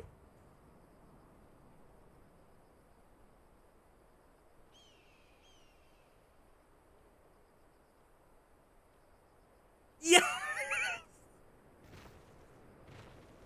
He's upset that Minfilia. I think that's what I'm parsing that now from Alphino. So Alphino's mad that Minfilia is like she is for sure never gonna come back. Like she is in the live stream, she's with Hydaelyn, and she's taking the Warriors of Darkness back to the First.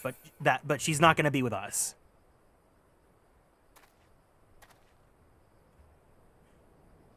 Urianger has orchestrated these events in hopes of helping the Warriors of Darkness without destroying their world. When the Warriors of Darkness used their crystals, he implored the Warrior of Light to do the same, bringing everyone before Mother Crystal, where he was able to beseech Minfilia as the word of the Mother to help stop the flood on the First.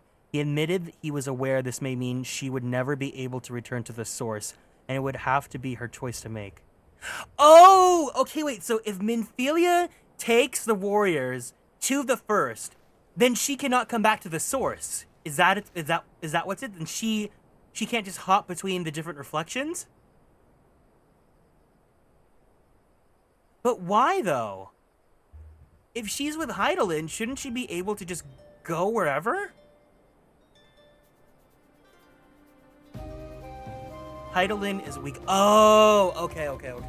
So that's why Alphino's pissed, because we genuinely will now never see Minfilia again. Understood. Okay.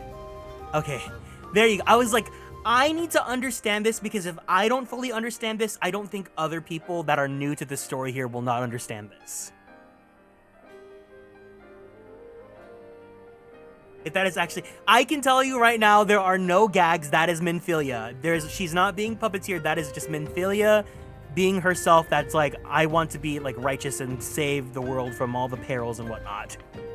And it just so happens to resonate with Hydaelyn's goal of like what she wants to do too. She wants to help save the world. And by that I mean in like oh, it's like you want to do this, I want to do this, let's join Slay. There's no like weird crypticness about this, at least in this moment that I understand so far. Milli Vanilli! She had enough power at this state to make Minfilia the voice of the crystal take her to the She had enough power at this state to make Minfilia the voice of the crystal, take her to the Warriors of Darkness, and teleport to the First. No more power to do more other than keep things in balance. Oh, okay, because that takes power from her reserves, and she has little of it right now. Okay.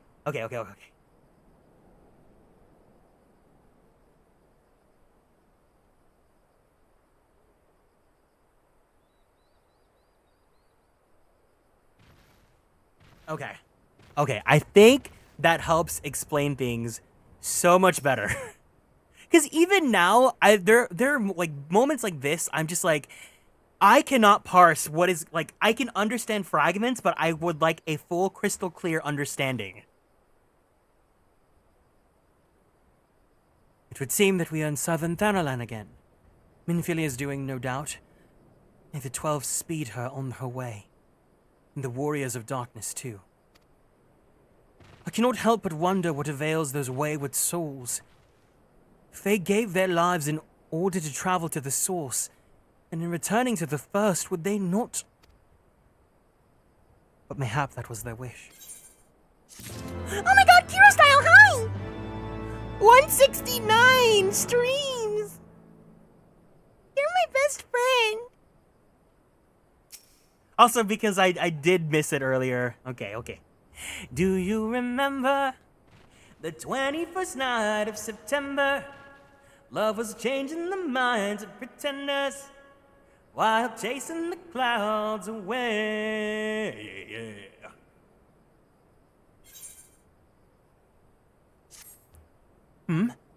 Forgive me.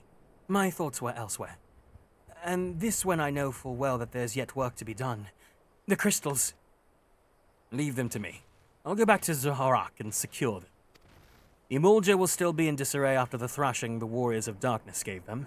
They're not like to notice a lone bard skulking about. But Thancred, you... Don't have to do this, I know, but I want to. I'll see you at the Rising Stones. I should go and find Ida and Papalimo. They must have finished searching the Masks campaign. Ida and Papalimo were not even there to say goodbye to Minfilia. That's how fucked over they got. Not that it matters anymore. That's so fucked up. Speak thy mind. I do not expect thy forgiveness. You must be tired, Garrick. I know I am. If thou wilt permit me, my lady, I would ask a question. When didst thou become aware of mine independent pursuits? When I saw you meeting with that warrior of darkness and the Ascian and the White in the Great Library. I try not to think the worst. You've never been one to confide in others, so I knew that even were your intentions pure, you would not share your plans with us until you felt the time was right. Urion J unleashed the final gag! But I cannot deny that a part of me feared you simply had betrayed us. Or that there had been another way. Know that I took no pleasure in deceiving thee, and that these sins will forever weigh heavy on my heart. I understand why you did what you did. And you but sought to achieve the greatest good while inflicting the least harm. Not many would have the courage to make that choice. But even knowing what came of your actions, I find that I cannot condone them. I'm sorry. Garrick, forgive me, but I believe the events of the day have taken their toll on me. I should like to rest for a while. If thou wilt grant me leave, I would gladly escort thee unto a refuge of thine own choosing. Once my lady hath regained her strength, we shall join thee at the Rising Stones. Until then, warrior of light. I have to say, I'm glad they finally unmasked him because his first outfit was ugly as goddamn sin. And his hair's actually really pretty.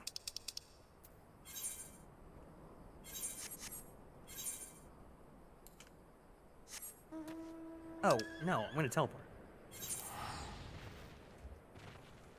Ill tidings, producers. Urion J hath redeemed an emergency elimination to commence with most haste. Okay. If the next GPL is going to be Fire Emblem 3 Houses, let me go into Stream Elements right now. I will take this text right now, and this will be the text that plays whenever emergency elimination gets redeemed. Hold on.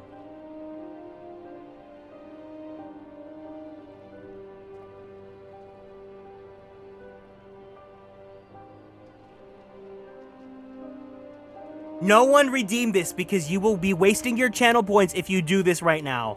It is not worth redeeming this right now, okay? Unless you want to waste your channel points, do not redeem this right now. I'm going to be testing some stuff. Objection!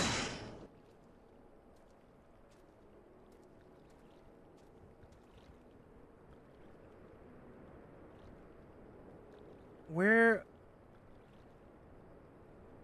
How does this text pop up again?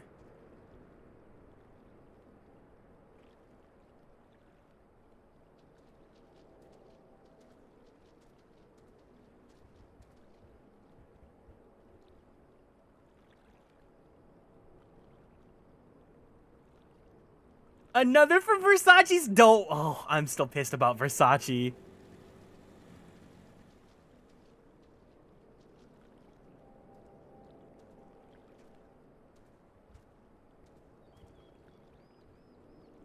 Modules, timers, counters.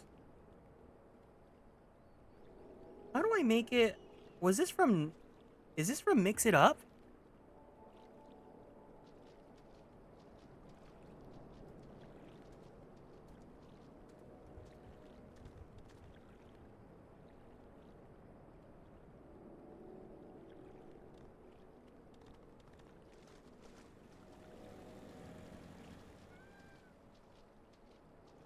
Command history.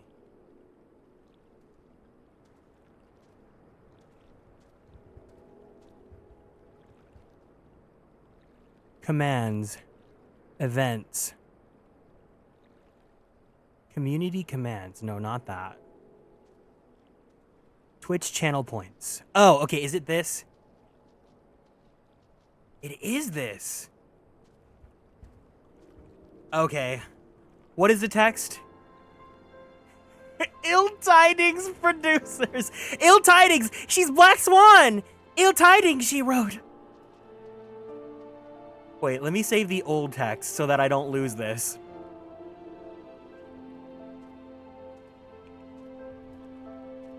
Oh my god, Blue Moss. Blue Moss.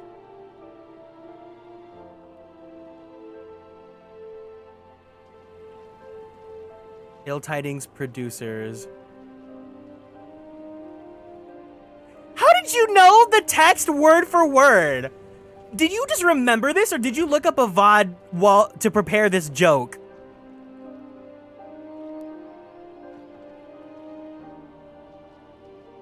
I'm changing redeemed to ordained, because that's even more Oriange. I don't even remember the text that plays when this gets issued.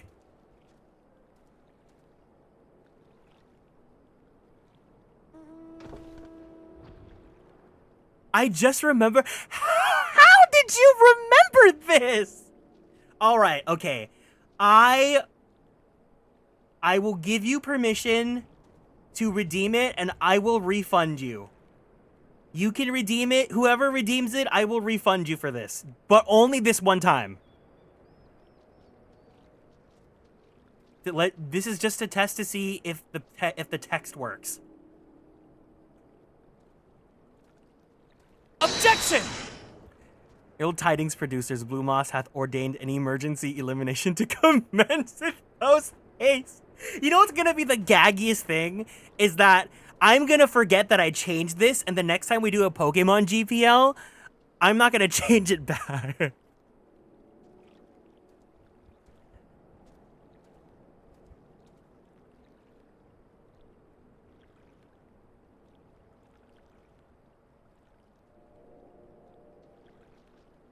This is the one time I'm refunding the emergency elimination.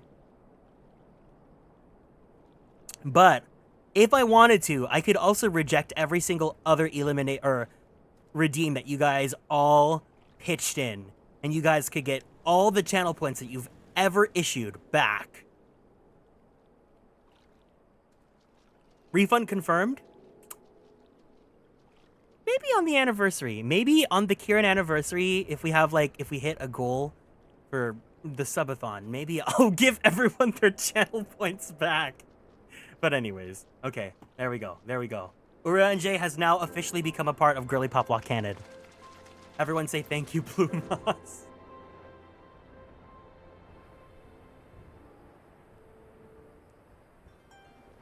He's now part of the GPU verse. Or the GPL verse.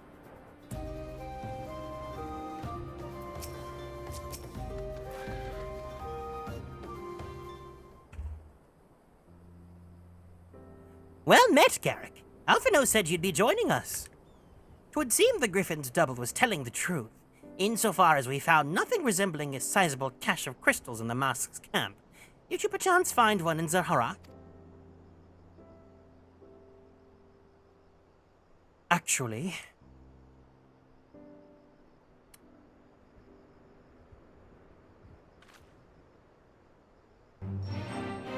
don't believe it. The crystals, Minfilia, all of it. It just... I don't know what it is. Kieran 97 Terperog Kieran 97 Blankies. Aru, thank you so much for 31 months in the Superstar Sub Club. Wow! That makes me so happy to see that, like, people from coming in from Kieran being Kieran have resubbed long enough for that long. You guys are awesome. Thank you for continuing to support me. I really appreciate it. I sympathize, Ida. Even now, I struggle to comprehend that which I saw. The only thing I can say with any certainty is that I feel blessed to have been granted a final chance to speak with her. 'Twas bittersweet, aye, but also affirming. Hi, welcome in. Alphino, I believe it is past time Ida and I rejoined the Scions. We've been away for far too long. We weren't even included in the cutscene in which you said goodbye to Minfilia permanently.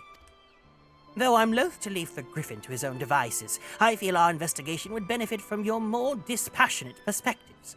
I hope that we might in turn offer our own opinions of the many challenges that you've faced in our absence. Gods, it's been absolutely ages, hasn't it? I can't wait to hear about everyone's adventures. We should be glad to recount them. And Tataru's tales may well surprise you.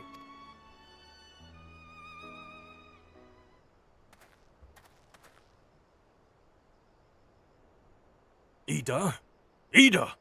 Ralga be praised, it is you! Ida, alive and standing here before me in the flesh. I can hardly believe my eyes. Oh, come now, has it really been so long you can't remember me? It's Gundabald.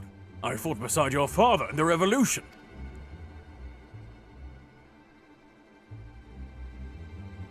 Do not think less of her, friends. It has been 20 years since the occupation sent us our separate ways.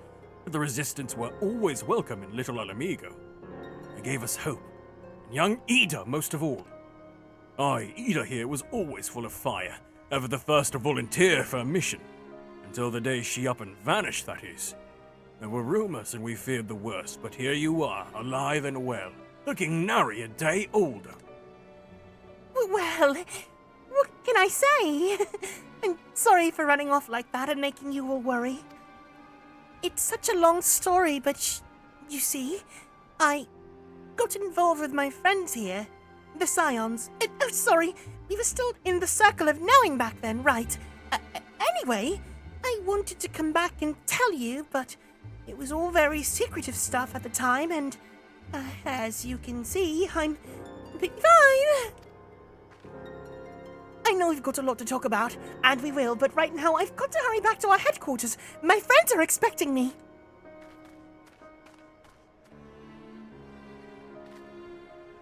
Pray forgive her. It has been a very long day for us all. I promise we will visit again at the first opportunity.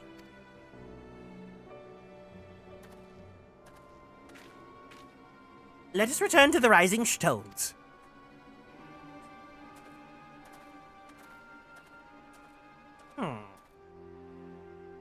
Hell's take me for giving you that mask.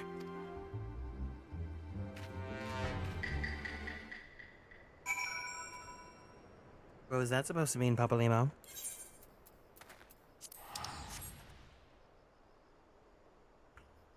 I'm still in my date clothes with Emmerich. We've got to change. We need to change. We've got to change.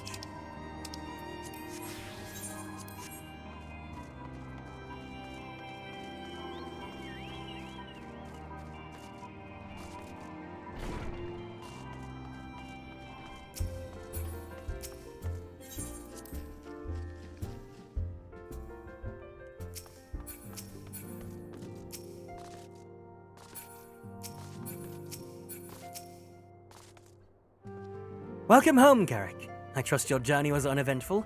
You will be pleased to hear that Thancred has secured the crystals. He sent word a short while ago. Once he's delivered them safely into the Temple Knight's care, he will rejoin us here, and we can declare this matter officially resolved. While awaiting your arrival, I took the opportunity to contact Y'shtola and Kryl, and brief them on all that has occurred. I also requested that they return to the Rising Y'shtola also was not there too to see Minfilia! Now that our lost friends have been found, would seem meet to discuss the future. Or Kryl! Her best friend!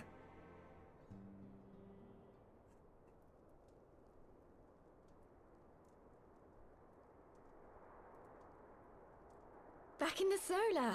It's been too long since we were all together like this. Not since after Moonbreeder.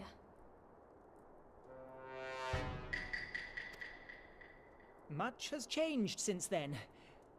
We ourselves, most of all.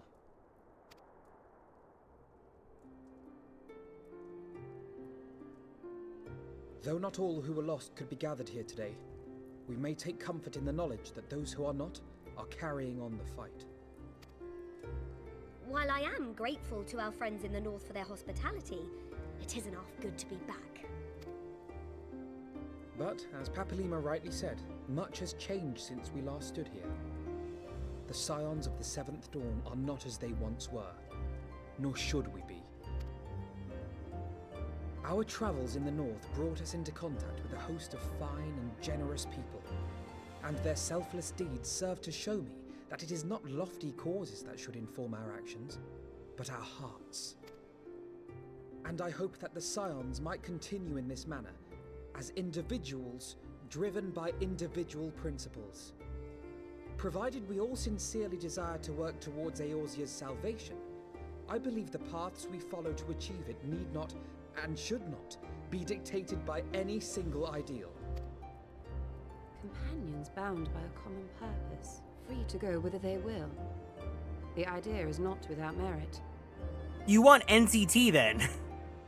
Very well. I shall resume my research of the primals and the elder gods of Eorzea.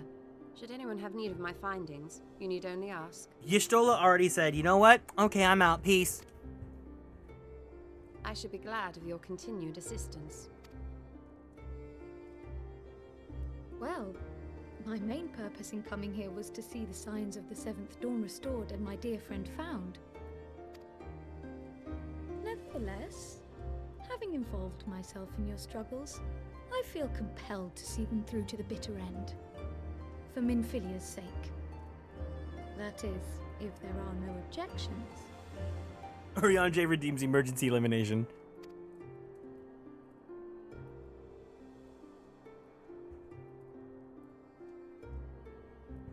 You will always be welcome here, Kryl.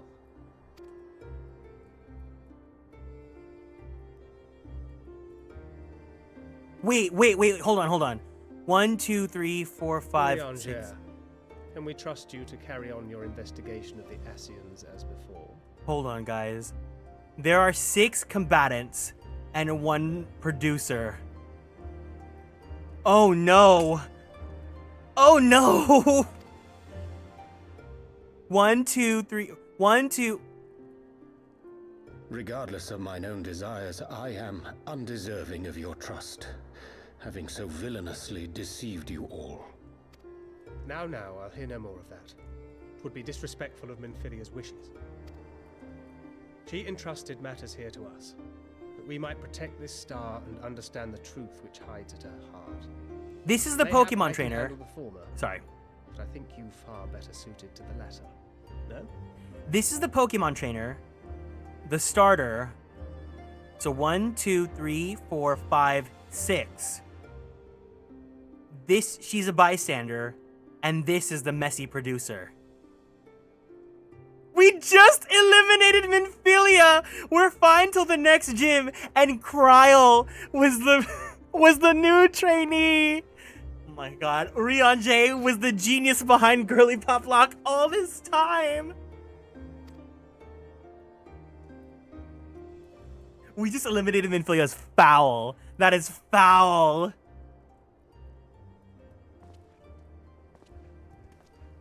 Very well. Then out of love for my Lady Minfilia and Moonbreeder both, this shall be my solemn charge. Moonbreeder was eliminated No!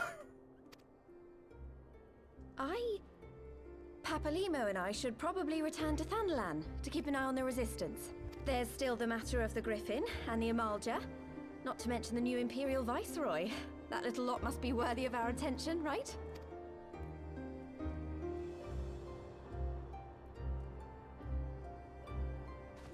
And what will you do, Alize?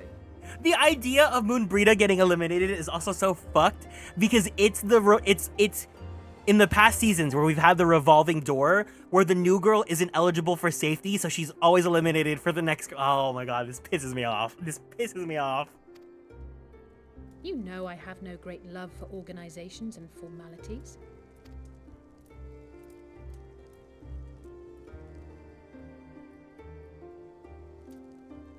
That being said, this new approach you propose is not wholly objectionable, and we've always got him to keep us from bickering.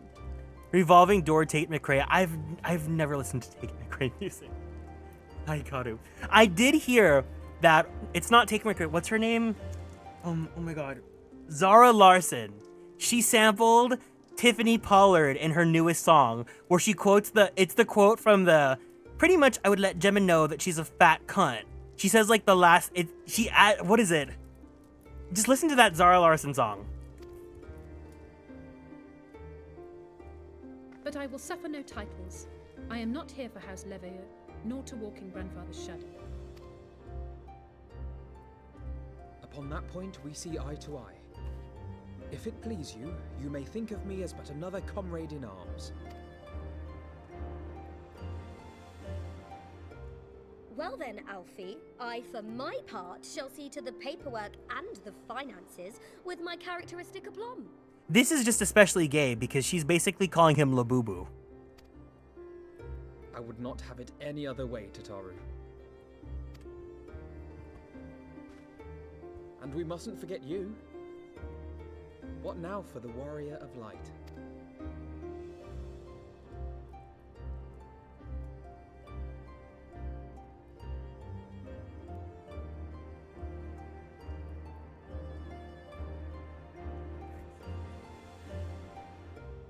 Sharp veneers? To strive for those we've lost, for those who come after.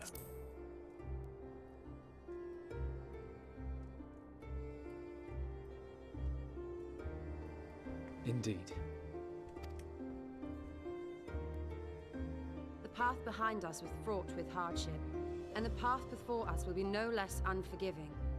But a new dawn shall break over the realm, and I see before me the faces of those who will deliver it. This lighting makes Y'shtola's bob look blonde, and if she's wearing a blonde bob,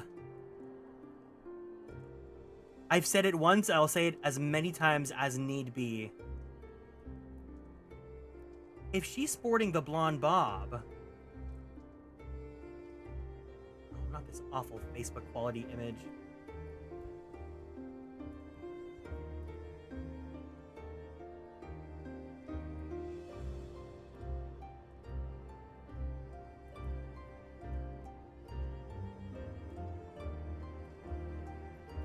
Where did the image say? There it is. Oh my god, they're twins! They're twins!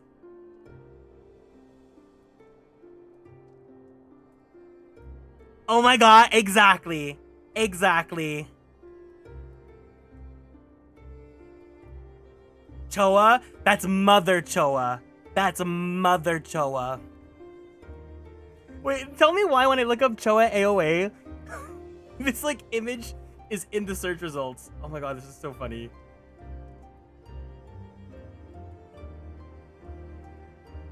Where's reset? Where's reset? It's just a haircut, but it's the most iconic haircut ever to exist.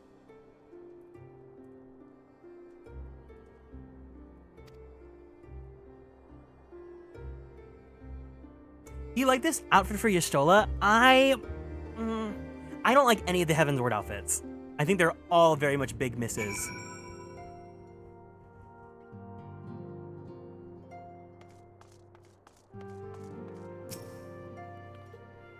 Leave it to me, Garrick. I'll make sure she's properly introduced to everyone. It's official. Gods, I hope I don't regret this.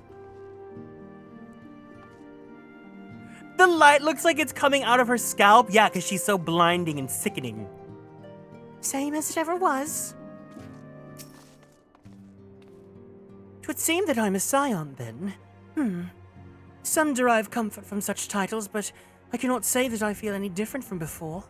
Well, mayhap a twinge of pride. Oh, I should add be who you are for your pride to my soundboard. Can someone remind me to do that, please? Be who you are. As agreed, we all shall spend the coming moons conducting our own independent research. Should you have need of our services, however, you are welcome to seek us out. Y'shtola, the first girl to dip. I suppose I should not be surprised. With everyone standing in a circle delivering grand proclamations about their future endeavors, she naturally felt obliged to make up one of her own. It may be argued that the great sundering of the souls was an aberration, and the existence of 10 and 3 reflections an offense to the natural order. And most assuredly, it is the Ascians' belief. 'Twas in the hope of opening mine eyes to said revelation that they first came unto me, imagining it sufficient to secure mine allegiance. Nor would they have been mistaken. Were my heart a temple to truth alone, but as a devoted follower of Master Louisoix's teachings, and for the love I bear him and his, I hearkened not to their words.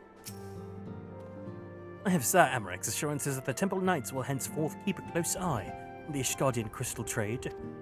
Oh, and he extends his deepest apologies for your dinner having been cut short. He better! That was my date! Courteous fellow, isn't he? You would have never guessed he was a politician.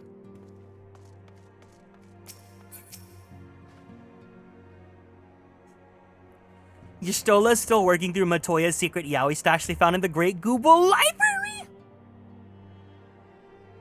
Look at them, Garrick. The scions of the 7th Dawn. Look how far we've come.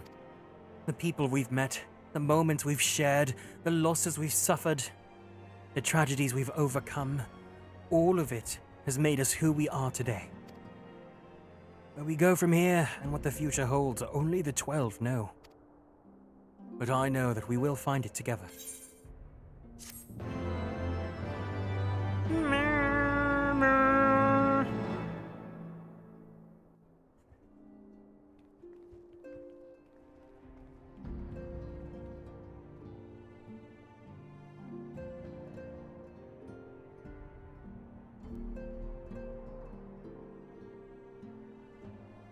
Checking at the accent.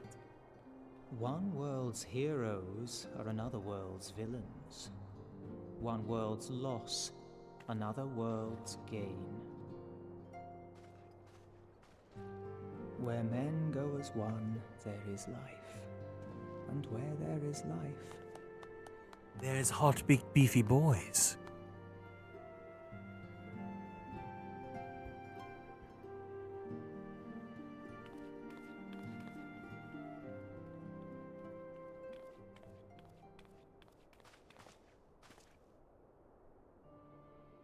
My friends, if I may, I would ask that you entrust ffxiv to me.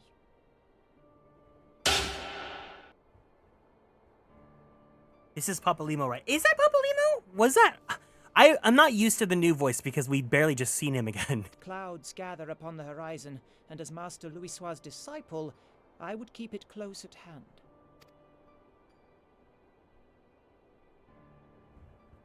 Were they not all Louisoix's disciples, though?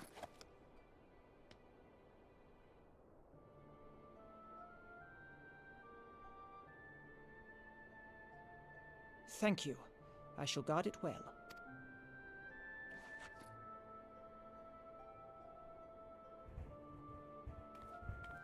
No, the Heavensward narrator was Edmund de Fortin. There is cause to hope. Hey, that is Papalimo.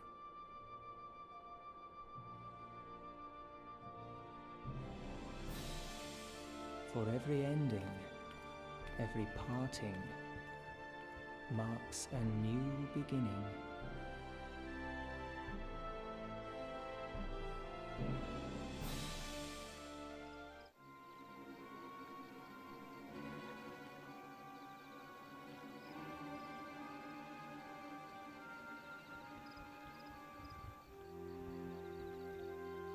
Ugh, 2 flops. Well done, brother. You may resume your normal duties and rejoin the others. The coming battle shall be our greatest yet. And I intend to stand with you all on that glorious day.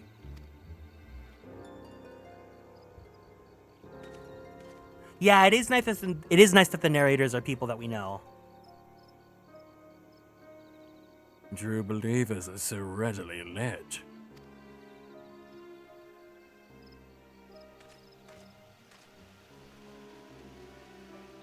I've given them everything they desired, for all which they've prayed. I doubt that you can say the same for your pawns. Get what you wanted, then? Was it all worth it in the end?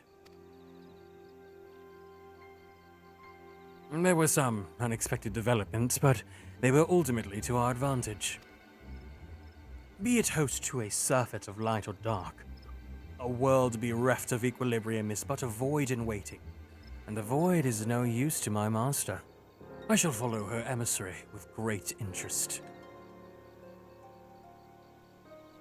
As for the pawns whom you so pity, they've delivered unto me a gift, which I do now present to you.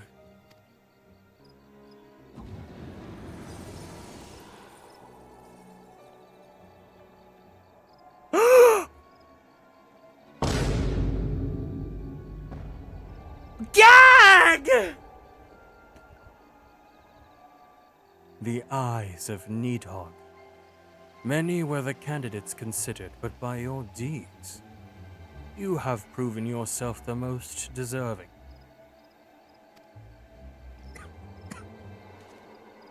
Like, why would you throw it into the chasm? You should have just killed it. You should have just squished it like a gummy. A man of boundless rage and bottomless despair, in whose breast beats a heart which thirsts for vengeance.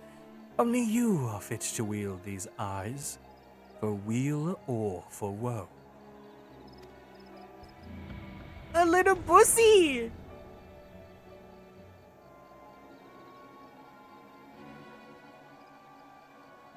Oh, hell. Not this song and dance again. I'm sick. I'm sick and tired. Listen to my story. This may be your last chance. Why is it giving Final Fantasy X? Nid flop?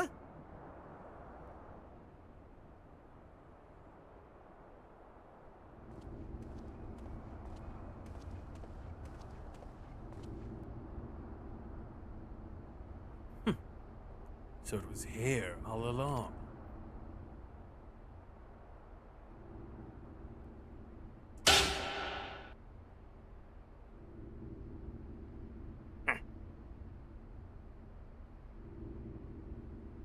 Oh, just you wait, my pretty.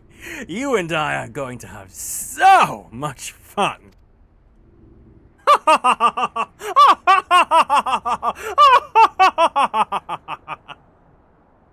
Who is that? A diva?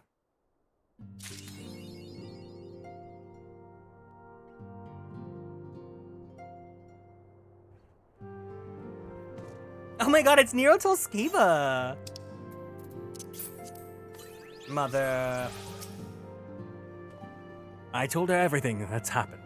She needed to know, and I thought it'd be best if it came from me. Strange to think back on the circumstances of our first meeting. We were all so very young, so foolish, so powerless. In that moment, she departed this realm from the first.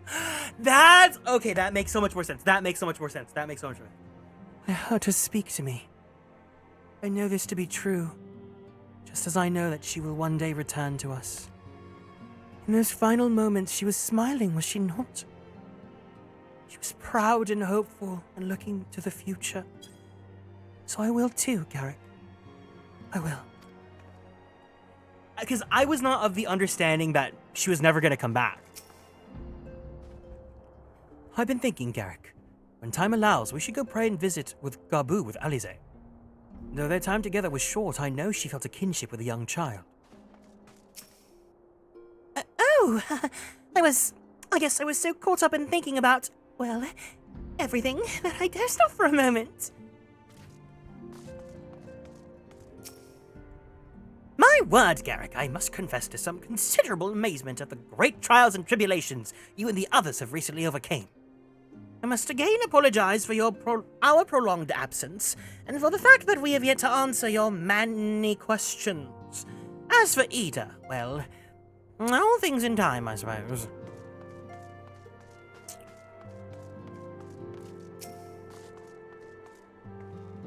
It is a bit overwhelming, quite frankly, having spent so much time on the road, often by myself. But I will try to approach this as a learning experience, as I did my travels.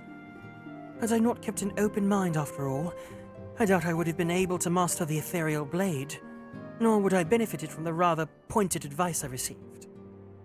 There's no one path, as some are given to say, and there's wisdom in exploring every school of magic, as there is an exploration of all things. I love how Alize was like, some people are good at magic. I'm a jock.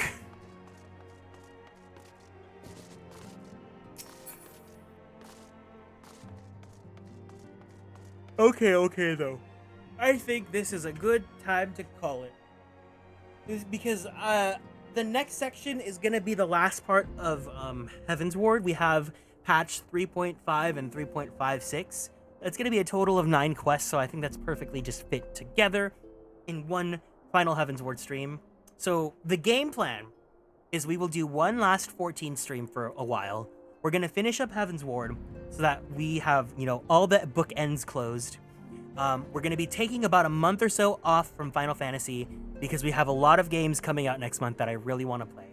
If I feel like playing Final Fantasy, I might sneak in a Final Fantasy stream here or there, but at the very least, we finished up Heavensward, so we won't be putting anything on big pause, and then when we come back, we will go ahead and get ready to start Stormblood, which is going to be fun and exciting. But yeah, that's going to be it for today. Thank you guys so much for joining me today. I hope you guys had fun. If you guys are new here and want to keep up on all the socials, please join us on Twitter, YouTube, TikTok, and Blue Sky at Atelier Kieran. If you guys would like to join the Discord server, the link is available down there. Anyone's welcome to join as long as you guys are over the age of 18. But you guys gotta be adults if you're watching my stream. Or else. So yeah, we're gonna go ahead and raid out into Miss Aria, who's currently playing Mario Party Jamboree. She raided us yesterday, so let's go ahead and return the favor. If you guys can, join in on the raid, send some hey-heys, as well as some blankies and all the good stuff. I will get a schedule up soon. I should be able to get a schedule prepared because we have some fun stuff coming up, especially because soon, we have all the new games. But until then, take care, guys. Be kind to yourselves. Be kind to others. Be the change that you want to see in the world. Most importantly, stay true to who you are. I love you guys so much. I hope you guys have a great rest of your weekend and a great week to come. And I'll see you guys soon, okay? Otsu Kieran!